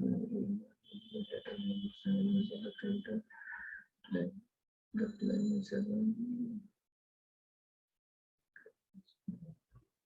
আচ্ছা, আমি একটু সূত্র একটা উদাহরণ দিয়ে নিই আগে। হ্যাঁ, ধরুন যে আপনার নামে একটা জমির দলিল করা আছে। হ্যাঁ, আপনার নামে জমিটা দলিল করা আছে, রেজিস্ট্রি করা আছে, কিন্তু ওই জমিটা দখলে নিয়েছে আরেকজন। ধরুন যে আমি দখল নিয়ে আছি 12 বছর। হ্যাঁ, কিন্তু জমিটা আপনার নামে, কিন্তু আমি 12 বছর যখন দখলে রাখলাম, তখন জমিটা কিন্তু আর আপনার থাকবে না। এটা কি জানেন?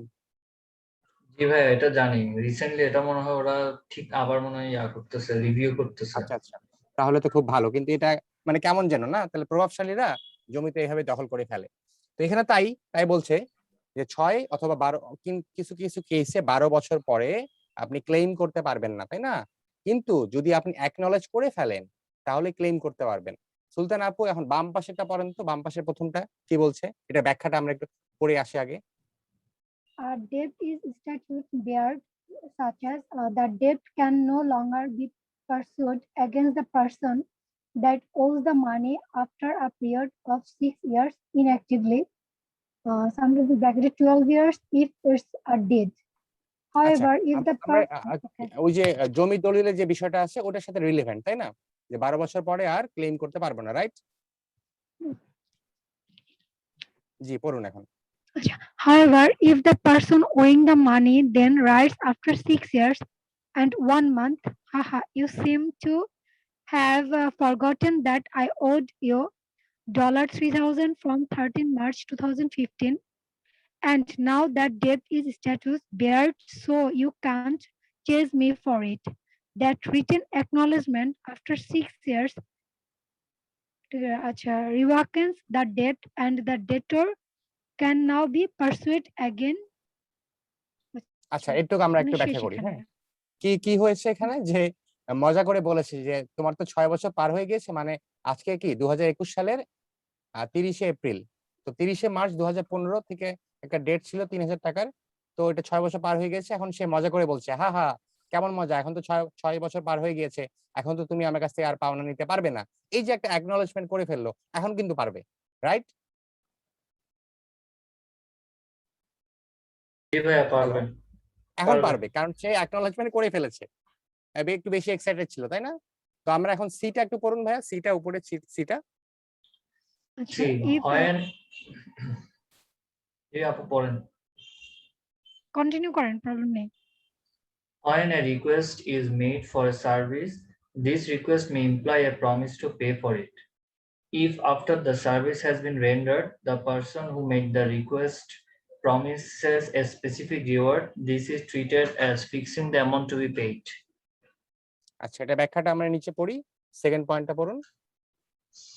If someone asks you to do something other than in the course of your employment, there is an implied promise to pay you as a reasonable sum for the service that you have been asked to render, even though no specific amount has so far been mentioned.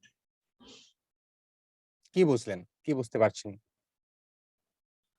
মানে আমার যারা job responsibility আছে তার বাইরে যদি আমাকে কিছু করতে আস্ক করা হয়, তাহলে এটা ইমপ্লাইড যে আমাকে ওই এক্সট্রা ওয়ার্কের জন্য আমাকে কিছু টাকা পে করা হবে।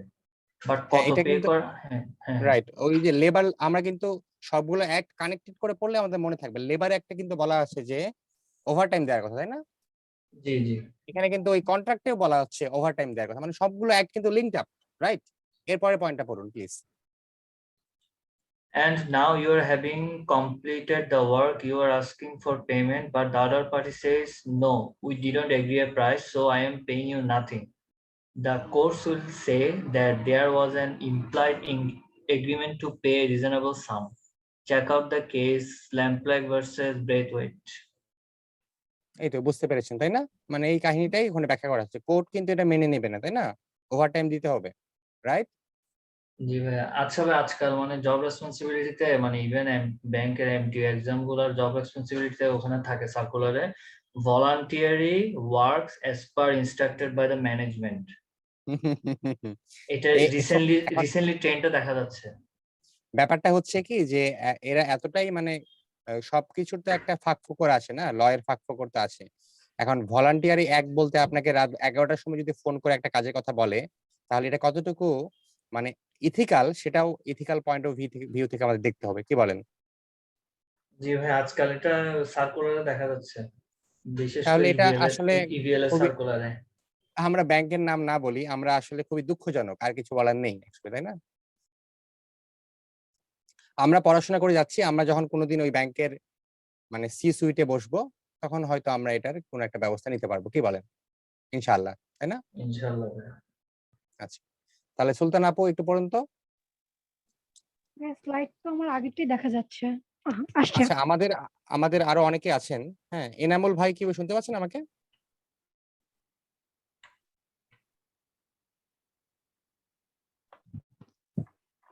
আর কেউ কি পড়বেন?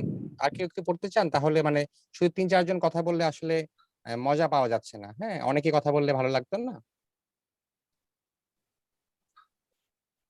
হ্যালো, আর কেউ কি পড়তে চান?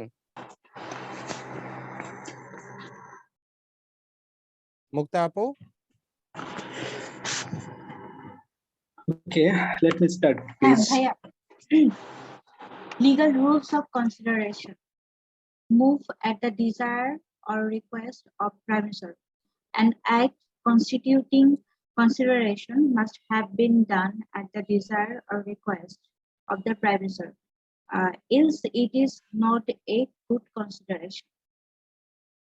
আচ্ছা, আমরা কিন্তু এগুলো উদাহরণগুলো আমরা কিন্তু ব্যাখ্যা করেছি, তাই না? এখন আমরা একটা কেস স্টাডি দেখি। একটু পড়ুন case স্টাডিটা। Constructed some shop at the request of district commissioner of the district. In consideration, why a shopkeeper promised to pay Taka 1 lakh to X. This agreement between X and Y is void for want of consideration. কি বুঝতে পারলেন?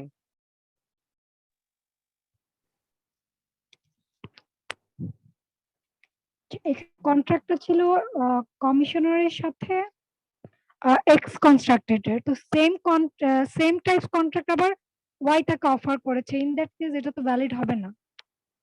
যেমন আমরা একটা উদাহরণ দেখেছিলাম যে city কর্পোরেশনের ক্লিনার সে কিন্তু অলরেডি মানে কন্ট্রাক্টে আছে যে সে ক্লিন করবে, তাই না?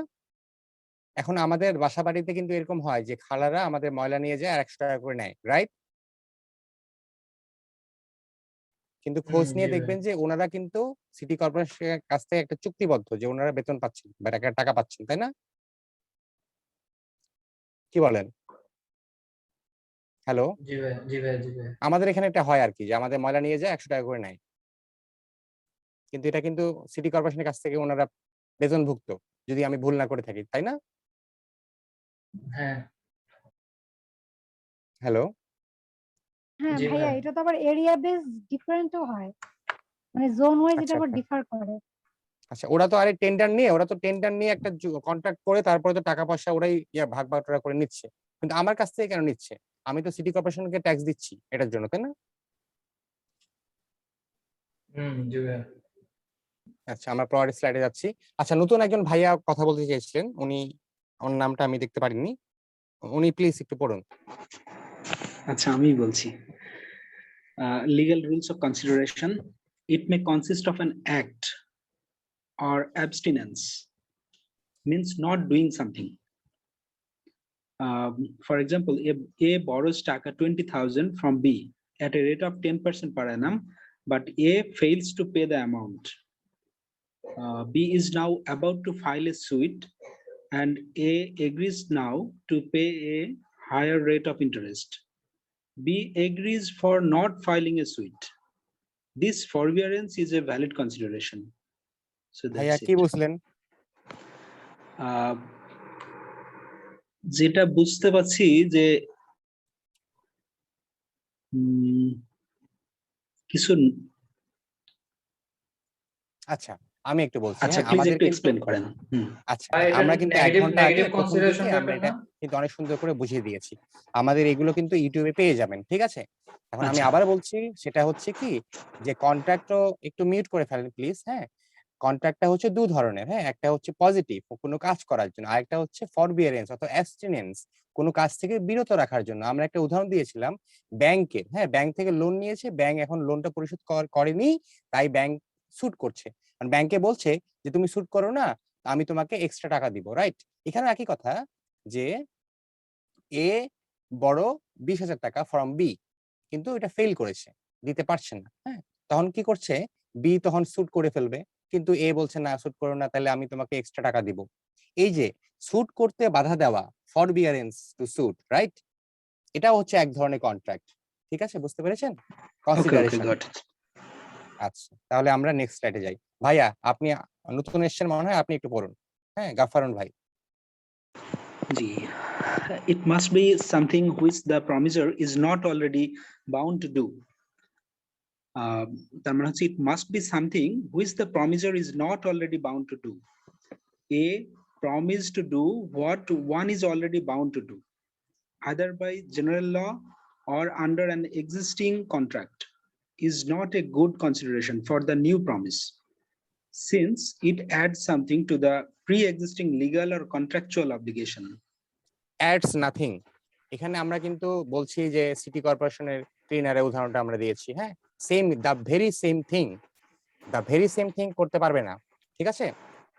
মানে যেই কাজের জন্য আপনি অলরেডি আরেকজনের সাথে কন্ট্রাক্টেড হয়ে গিয়েছেন, চুক্তিবদ্ধ হয়ে গিয়েছেন, ওই কাজের জন্য আপনি আরো নতুন কোনো কন্ট্রাক্টে যুক্ত হতে পারবেন না, ঠিক আছে? হ্যালো, জি ভাই, জি ভাই। জি, জি, জি, ওকে। ঠিক আছে। এখন নতুন কেউ যে আসছেন, একটু একটু রেসপন্স করুন। হ্যাঁ, আমরা নতুনদেরকে একটু সুযোগ দেই প্লিজ। নতুন কেউ কি পড়তে যাচ্ছেন বা পড়তে পারবেন? আলোচনা করে এগোলে না আমাদের খুব দ্রুত শেষ হয়ে যাবে, প্লিজ। আচ্ছা, আমি পড়ি।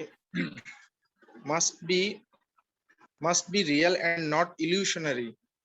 It must have some value in the eye of law. There is no real consideration in the following cases: physically impossible, illusionary, a promises to put life into B's dead wife on the consideration of taka 999. A's promise is physically impossible to perform. আচ্ছা মজুমদার ভাই, জি, আপনি কি আমাদের 1 ঘন্টা আগে সেশনটাতে ছিলেন? আমি শুরুতে ছিলাম না, আমি মাঝখানে একটাতে এর আগের আচ্ছা সেশনটা ঠিক করেছি আমি। আচ্ছা আপনি ইউটিউবে পেয়ে যাবেন। ওখানে কিন্তু আমরা বলেছিলাম যে কনসিডারেশনের 4টা মানে কোন কোন ধরনের কনসিডারেশন হতে পারবে না, তাই না? একটা ছিল ইলিউশনারি অথবা ফিজিক্যালি ইম্পসিবল। ওখানে আমরা অনেক সুন্দর উদাহরণ দিয়েছি। এখানে একটু ফান করে বলেছি 999 টাকা। 999 টাকাতে আমি আপনার ডেড ওয়াইফকে বাঁচিয়ে তুলবো। এটা কি কোনো ধরনের ফিজিক্যাল, এটা কি পসিবল আসলে? কি বলেন মজুমদার ভাই?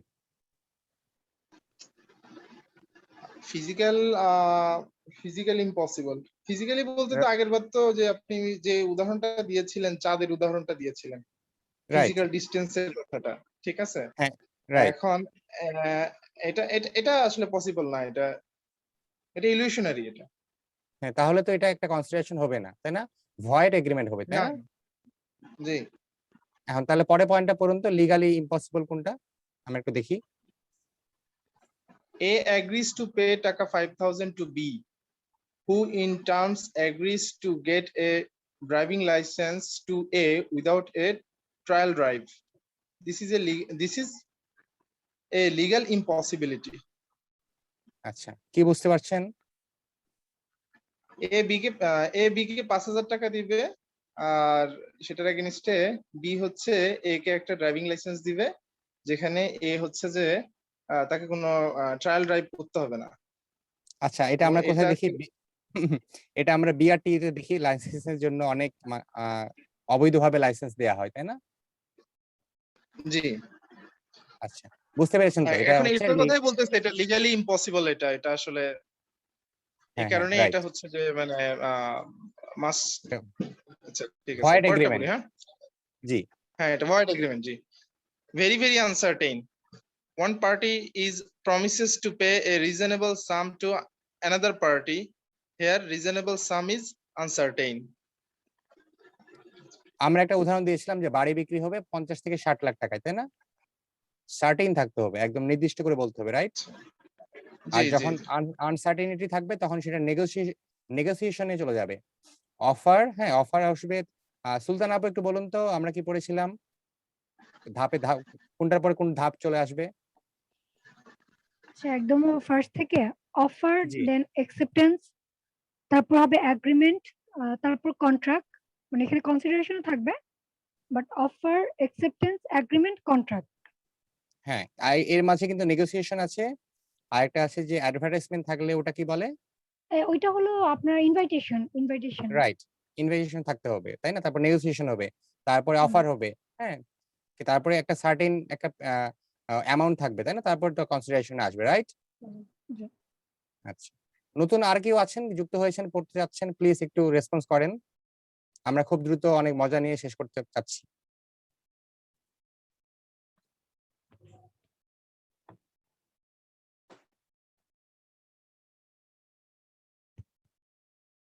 আর কেউ কেউ পড়তে যাচ্ছেন? মুক্তা আপু, শুনতে পাচ্ছেন আমাকে? হ্যাঁ ভাইয়া। জি, পড়ুন একটু প্লিজ। আমরা এখন আচ্ছা, আমরা একটু বলিনি। হ্যাঁ, আমরা গত ক্লাসে গিফট নিয়ে অনেক আলোচনা করেছি। হ্যাঁ, অফারে গিফটে কি বিষয় আছে, এখন ওটা আপনি একটু দেখে নিলে ভালো হতো। তারপরে আপনি এটা একটু পড়ুন, আমরা ব্যাখ্যা করব, ঠিক আছে? Okay, ma'am. Completed gifts. The rule no consideration, no contract does not apply to completed gifts. Section 25(1). আচ্ছা, এখানে ধরেন যে হাজবেন্ড ওয়াইফকে একটা বাড়ি গিফট করলো, হ্যাঁ, ওয়াইফের কাছ থেকে সে কোনো কনসিডারেশন পাচ্ছে না, ঠিক আছে? এরকম একটা উদাহরণ আমরা দিয়েছিলাম অফারের ক্ষেত্রে, তাই না? এরপরের পয়েন্টটা পড়ুন please. In order to attract this exception, there need not be natural love and affection or nearness of relationship between donor and done. আচ্ছা, এই রুলের এক্সেপশন কখন হবে? যখন আমাদের গভীর আত্মীয়তার সম্পর্ক থাকবে না, হ্যাঁ, তখন আমাদের এটা রুলের এক্সেপশন আমরা বুঝতে পারবো, তাই না? জি, পড়ুন তাহলে। In this case, the gift must be complete and should not be only a promise for gift. Gift দিয়ে দিতে হবে, প্রমিস করলাম যে আজ থেকে 10 বছর পরে তোমাকে বিরিয়ানি খাওয়াবো, হবে না তাই না? আচ্ছা, আরেকজনকে পড়বেন, মজুমদার ভাইয়া। Compensation for the past voluntary services. Under A section 25 a- clause B Under section clause 2। subsection 2, A promises to compensate a person who has already voluntarily done something for the promiser is enforceable even though this promise is without consideration. আচ্ছা, Example, P finds S parts and gives it to him. S promises to give P taka 100, which is a valid contract. আচ্ছা ইরফান ভাই একটু ব্যাখ্যা করুন তো কি বুঝলাম আমরা এখানে। Finds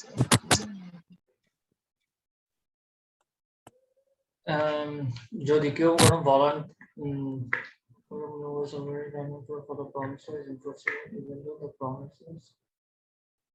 মানে ভলান্টিয়ারে যদি কেউ কিছু করে এবং তাকে যদি প্রমিস করা হয় কোনোভাবে কম্পেনসেট করা হবে, তাহলে সেটা enforceable by law even though the promise is without consideration.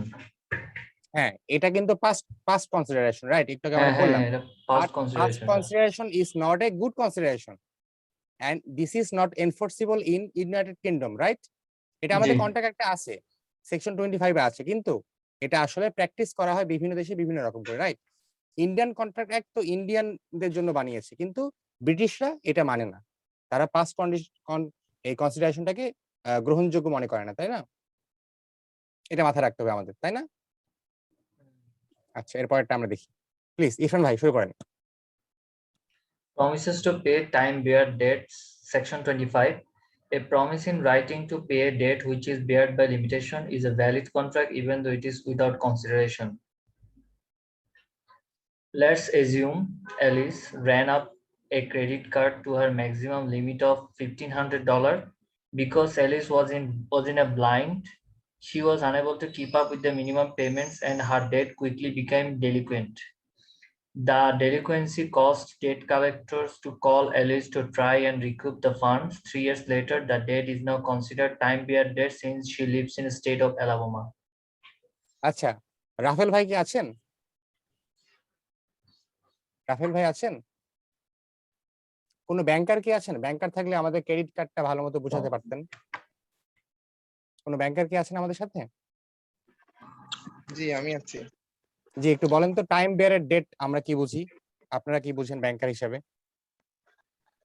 Time বার তো হচ্ছে যেমন আমাদের বর্তমানে যে এক্সিস্টিং যে ল, সেখানে হচ্ছে যে যদি কেউ ডিফল্টার হয়ে যায় তার এগেইনস্টে আমরা 3 বছরের মধ্যে একটা মামলা করতে হয়, অর্থঋণ মামলা করতে হয়। টাইম বারটা হচ্ছে রাইট। 3 বছরের। আচ্ছা, আর একটু আগে আমরা একটা উদাহরণে বলছিলাম যে 6 বছরের, 6 থেকে 12 আচ্ছা। বছরের টাইম বারের কথা। আর এখানে বলতেছে যে হয়তোবা এই যে স্টেট অফ অ্যালাবামাতে টাইম বারটা হয় 3 বছরের মধ্যে না করলে টাইম বার্ড হয়। এটা আলাবামার স্টেটের ল কিনা আমার জানা নাই। হ্যাঁ, হ্যাঁ, ওটা ওখান থেকে নিয়েছি, ওখানকার। আচ্ছা, তো থ্যাংক ইউ বোঝানোর জন্য। আপনারা সবাই বুঝতে পেরেছেন বাকিরা? জি ভাইয়া।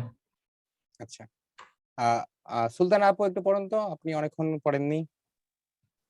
Contract of Agency, Section 186, 187, 189, 197, 237. No consideration is necessary for a contract of agency, Section 185. Rights of lien, Section আচ্ছা, ওটা আমরা পরে দেখবো, ওটা one- একটু পরে দেখি, আগে একটু এক্সাম্পলটা একটু পড়ে নিই। হ্যাঁ, example গুলো পড়ে। Okay. Hmm. A child purchased goods from a shop and desired the shopkeeper to collect payment from his parents later. The parents, though not bound to pay, make the payment. After a few days, the child again makes purchase from the shop on the credit of the parents.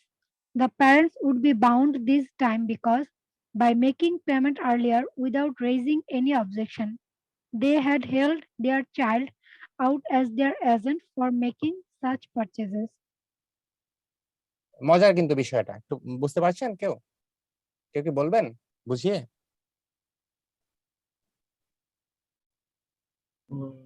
চাইল্ডটা actually মানে parents এর কোনো permission ছাড়া সে মানে parents এর নামে সে goods কিনছে এবং সে বলেছে মানে ওর প্যারেন্টসরা পে করবে, পরবর্তীতে প্যারেন্টস পে করছে কোনো অবজেকশন ছাড়াই।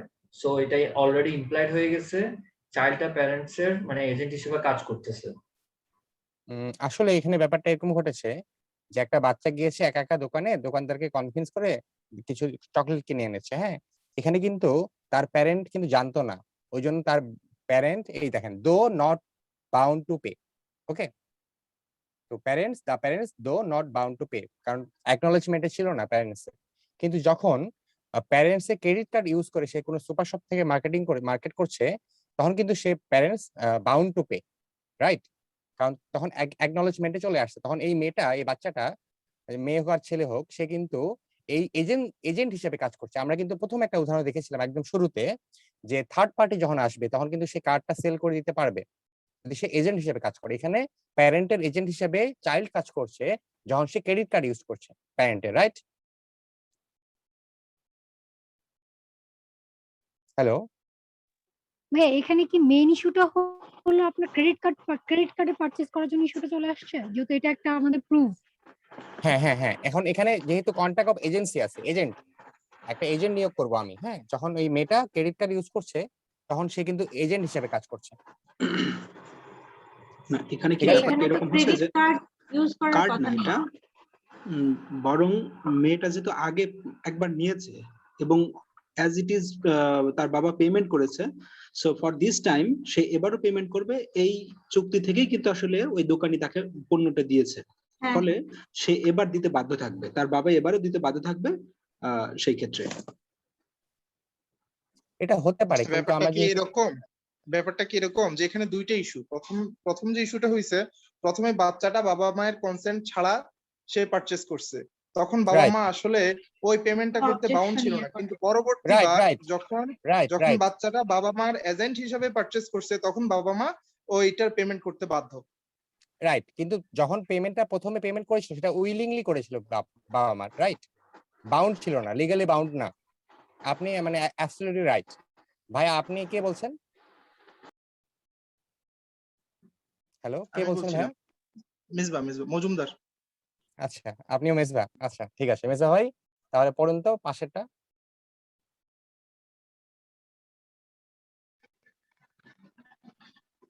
Right to indemnification, section 222-24. The principal is bound to indemnify an agent against the consequences of all lawful acts done by the agent in exercise of authority conferred upon him. আপনি যা বললেন তাই, right? এখানে তো আসলে এটা লয়ের ভাষায় লেখা, এটা একটু জটিল করে লেখা। কিন্তু আমরা তো বুঝতে পারছি যে বিষয়টা কি, তাই না? তাহলে আমরা এখন জি, উপরেরটা আচ্ছা। পড়ি, রাইটস অফ লিয়েন। এটা একটু পড়েন তো। Rights of lien, section 221. In the absence of any contract to the contrary, the agent is entitled to retain goods, papers, and other property, whether movable or immovable, of the principal received by him until the amount due to himself for commission, disbursement, and services in respect of the same has been paid or accounted for to him.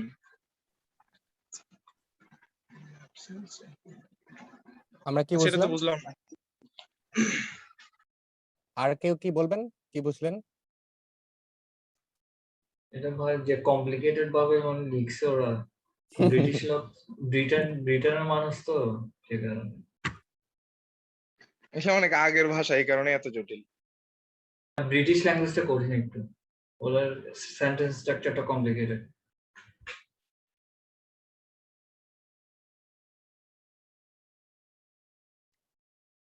আচ্ছা, in the absence of any contract, হ্যাঁ, to the contrary an agent is entitled to retain, মানে agent কি করতে পারবে? Written করতে পারবে goods, papers, property, হ্যাঁ, অথবা movable or immovable, the principal received, principal মানে এখানে মানি চিন্তা করেন, হ্যাঁ, by him until the amount due to himself for commission, যদি সে কমিশন না পায়, হ্যাঁ, তাহলে সেটা করতে পারবে প্রিন্সিপাল, যে এজেন্ট নিয়োগ করবে, যে এজেন্টটা সে যদি মানে প্রিন্সিপালের হয়ে কাজ করবে, কিন্তু সে যখন যে কাজটা করবে সে কাজের বিনিময়ে সে কোনো ইয়া করবে না, মানে কমিশন নিবে না, তাহলে তারটা এটা হবে। ঠিক আছে, আমি এতটুকু বুঝলাম। আপনারা কি এর বাইরে কিছু বুঝছেন? আচ্ছা, আমার সামনে এগোচ্ছি। হ্যাঁ, আচ্ছা, এখন আমরা দেখব suit by a third party to an agreement. এখন এর আগে আমরা ওই যে আমরা প্রথমে একটা আন্টির উদাহরণ দিয়েছিলাম না, সফিনা জরিনার কেস, মনে আছে আপনাদের? ওখানে কিন্তু থার্ড পার্টি সু করতে পারতো, তাই না? এটাকে বলা হচ্ছে doctrine of privity of contract, right? ঠিক আছে, তাহলে আমার কথা কি শুনতে পাচ্ছেন? জি ভাই, শুনতে পাচ্ছেন। আচ্ছা, আমরা যে প্রথমে যে উদাহরণটা দিয়েছিলাম আন্টির সকিনা জরিনা কেসের, ওখানে কিন্তু এটা এসেছিল, তাই না? এখন আমরা শিখবো যে doctrine of privity of contract কি। আচ্ছা, আমরা আমরা কোথায় ছিলাম? আমরা ছিলাম প্রিভিটি অফ কন্ট্রাক্ট। হ্যাঁ, এটা আমরা থার্ড পার্টি, ওই যে আমরা একটা উদাহরণ দিয়েছিলাম প্রথমে, যে থার্ড পার্টি এসে আবার এজেন্টেরও বিষয় আছে, তাই না? এখানে আমরা একটু শিখবো। হ্যাঁ, আচ্ছা, হ্যাঁ, মজুমদার ভাইয়া একটু পড়ুন তো।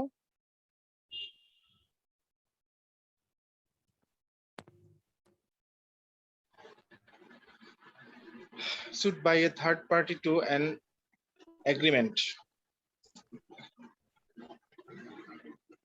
কোনটা দিয়ে শুরু করব? নীলটা দিয়ে? জি, নীলটা। আর কমলাটা হচ্ছে আমাদের case study.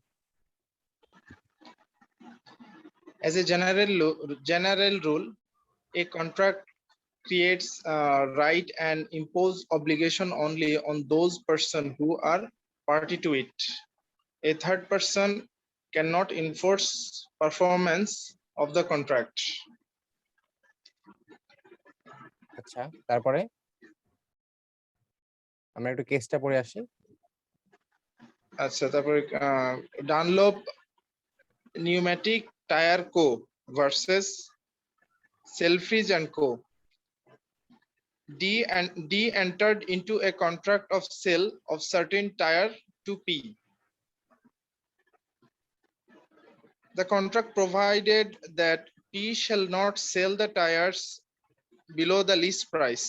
Also, the contract provides that P shall, at time of resale, impose a condition on the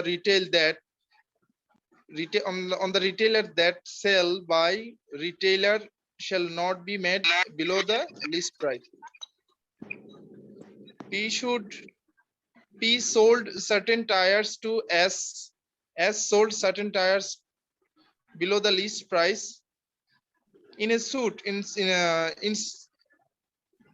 instituted by D against S, the court held such suit was not maintainable since there was no privity of contract between S and D. এটা কি জরিনা সকিনার মতই হয়ে গেল হয়তোবা, এখানে অনেকগুলা clauses তো মানে একটা পেঁচানো, কিন্তু আমরা সহজ ভাষায় কি বুঝবো যে যদি আমাদের এজেন্ট নিয়োগ না করে থাকি, যেমন এখানে মেইন বুলেট পয়েন্টটা কি, যে একটা লিস্ট প্রাইস, তাই না? লিস্ট প্রাইসের নিচে সে বিক্রি করে ফেলেছে, তাই না? ইরফান ভাই কিছু বলবেন? সুলতানা আপু? এখানে অ্যাকচুয়ালি বলে বুঝাই শেষ করে দেন। জি ভাই, বলে বুঝে শেষ করে। আচ্ছা, যেটা সহজ ভাষায় আমরা বুঝবো যে জরিনা সুলতানার সকিনা যে কেসটা ছিল, হ্যাঁ, ওখানে থার্ড পার্টি যেটা আমরা বলেছি, ওটাই আপনি মাথায় রাখেন। হ্যাঁ, এত জটিল ভাবে খালি দেখানোর জন্য, হ্যাঁ, এত কিছু কিন্তু পরীক্ষায় এত জটিল ভাবে আসে না। আমরা সুশান্ত পারের একটা কথা আমরা মেনটেন করব যে বিসিএস পাস করার জন্য যা দরকার তাই পড়ে পাস করব, জানার জন্য 30 বছর সময় আরো পাবো আমরা লাইফে, তাই না? যতটুকু পরীক্ষা আসতে পারে, যতটুকু সিলেবাস কভার করবো ততটুকুই জানবো। শুধু আমরা জানার জন্য রেখে দিলাম যে this is the known as the মানে rule of doctrine of privity of contract. এটা হতে পারে এরকম, রাইট? যদি আমরা বিস্তারিত জানতে চাই তখন আমরা এই কেসটা একটু সার্চ দিয়ে জেনে নিব, ঠিক আছে? কিন্তু আমরা মেইন যে আমরা যে আলোচনা করেছি যে জরিনা সকিনা কেসে থার্ড পার্টি আসতে পারে, আবার থার্ড পার্টি এজেন্টও হইতে পারে, রাইট? এটা হচ্ছে মেইন থিম, ঠিক আছে? তাহলে আমরা এগোই। আচ্ছা, এই যে প্রিভিটি অফ কন্ট্রাক্টটা পড়তে গিয়ে আমার মনে হলো যে ডক্ট্রিন অফ প্রিভিটি কন্ট্রাক্ট এরকম আরেকটা ডক্ট্রিন আছে, হ্যাঁ, ওটা আমার মনে পড়লো। হ্যাঁ, তো ওটা আমরা একটু দেখে নিই। কারণ হচ্ছে কি যে প্রতিটা জিনিস যদি আমরা কানেক্টেড করে পড়তে থাকি তাহলে কিন্তু আমাদের মনে থাকবে। হ্যাঁ, সেলস অফ গুডস অ্যাক্ট 1930-এ এই ডক্ট্রিন অফ কেভেট এম্পটোর জিনিসটা আছে। হ্যাঁ, এটা আবার কোশ্চেনও এসেছিল, ঠিক আছে? সেটা আমরা হালকা একটু দেখে নিই 2 মিনিটের জন্য, ঠিক আছে? ইরফান ভাই একটু পড়ুন তো। Caveat emptor. Caveat emptor is a Latin word and it means buyer beware. The principle that governs commercial disputes in the code of law basically means that the buyer at the time of transaction must use his knowledge carefully or accept the cost of inattention. আচ্ছা, John purchases a house from Adam. Before the purchase, John asked the seller about the defects in the house. Adam told him that there was a leak in the bathroom upstairs, but it was fixed already. এখন আমার প্রোডাক্টে যে সমস্যা থাকবে সেগুলো আমি বলে দেব। আমি মার্কেটিং এভাবে করব না যেটা খান, ওই যে আমরা প্রথম ক্লাসে হরলিক্সের একটা মার্কেটিং দেখছিলাম, মনে আছে? মনে আছে ওই যে আইফেক এর কোডে আমরা ব্যাখ্যা করেছিলাম হরলিক্স একটা, কেউ ছিলেন ওই ক্লাসে বা ইউটিউবে দেখেছিলেন? হ্যাঁ মনে আছে হ্যাঁ যে হরলিক্স হরলিক্স, টলার স্ট্রঙ্গার শার্পার করবে, বাট এটা তো করে না। হ্যাঁ কিন্তু এই যে অ্যাডভার্টাইজমেন্ট আমরা দিতে পারবো না, এটা কিন্তু আইফেক এর কোডে বলা আছে, তাই না? এবং আমাদের সেলস অফ গুড অ্যাক্টস যখন আমরা পড়বো R1 এ, তখন আমরা ডিটেইলস পড়বো, ঠিক আছে? আমরা একটু এখানে একটু একটু একটু রিলেশন করার চেষ্টা করলাম যে ডক্ট্রিন অফ, এটা কিন্তু ডক্ট্রিন হবে, হ্যাঁ, ডক্ট্রিন অফ কিভেট এম্পটর, আর আগেরটা ছিল doctrine of privity of contract. হ্যাঁ, এই ডক্ট্রিন এই শব্দটা আমরা দুটোর ক্ষেত্রে, এই দুটো আছে আমাদের টপিকে, হ্যাঁ। আরো যদি আসে আমরা এরপরে আবার পড়বো, ঠিক আছে? এরপরটা সুলতান আপু একটু শেষ করে দেন দ্রুত।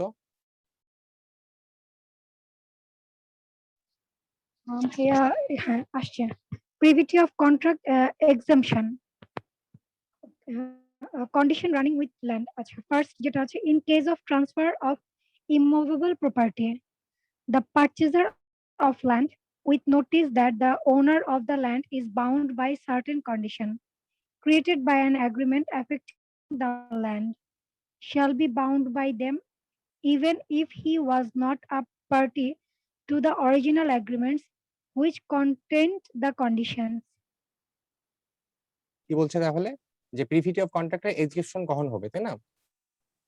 ইমমুভেবল প্রপার্টি মানে কি বলে যে স্থাবর সম্পত্তি, তাই না? অস্থাবর না। অস্থাবর সম্পত্তি কোনগুলো? এই যে আমাদের বন্ড হতে পারে, শেয়ার হতে পারে, হ্যাঁ, এগুলো হচ্ছে অস্থাবর।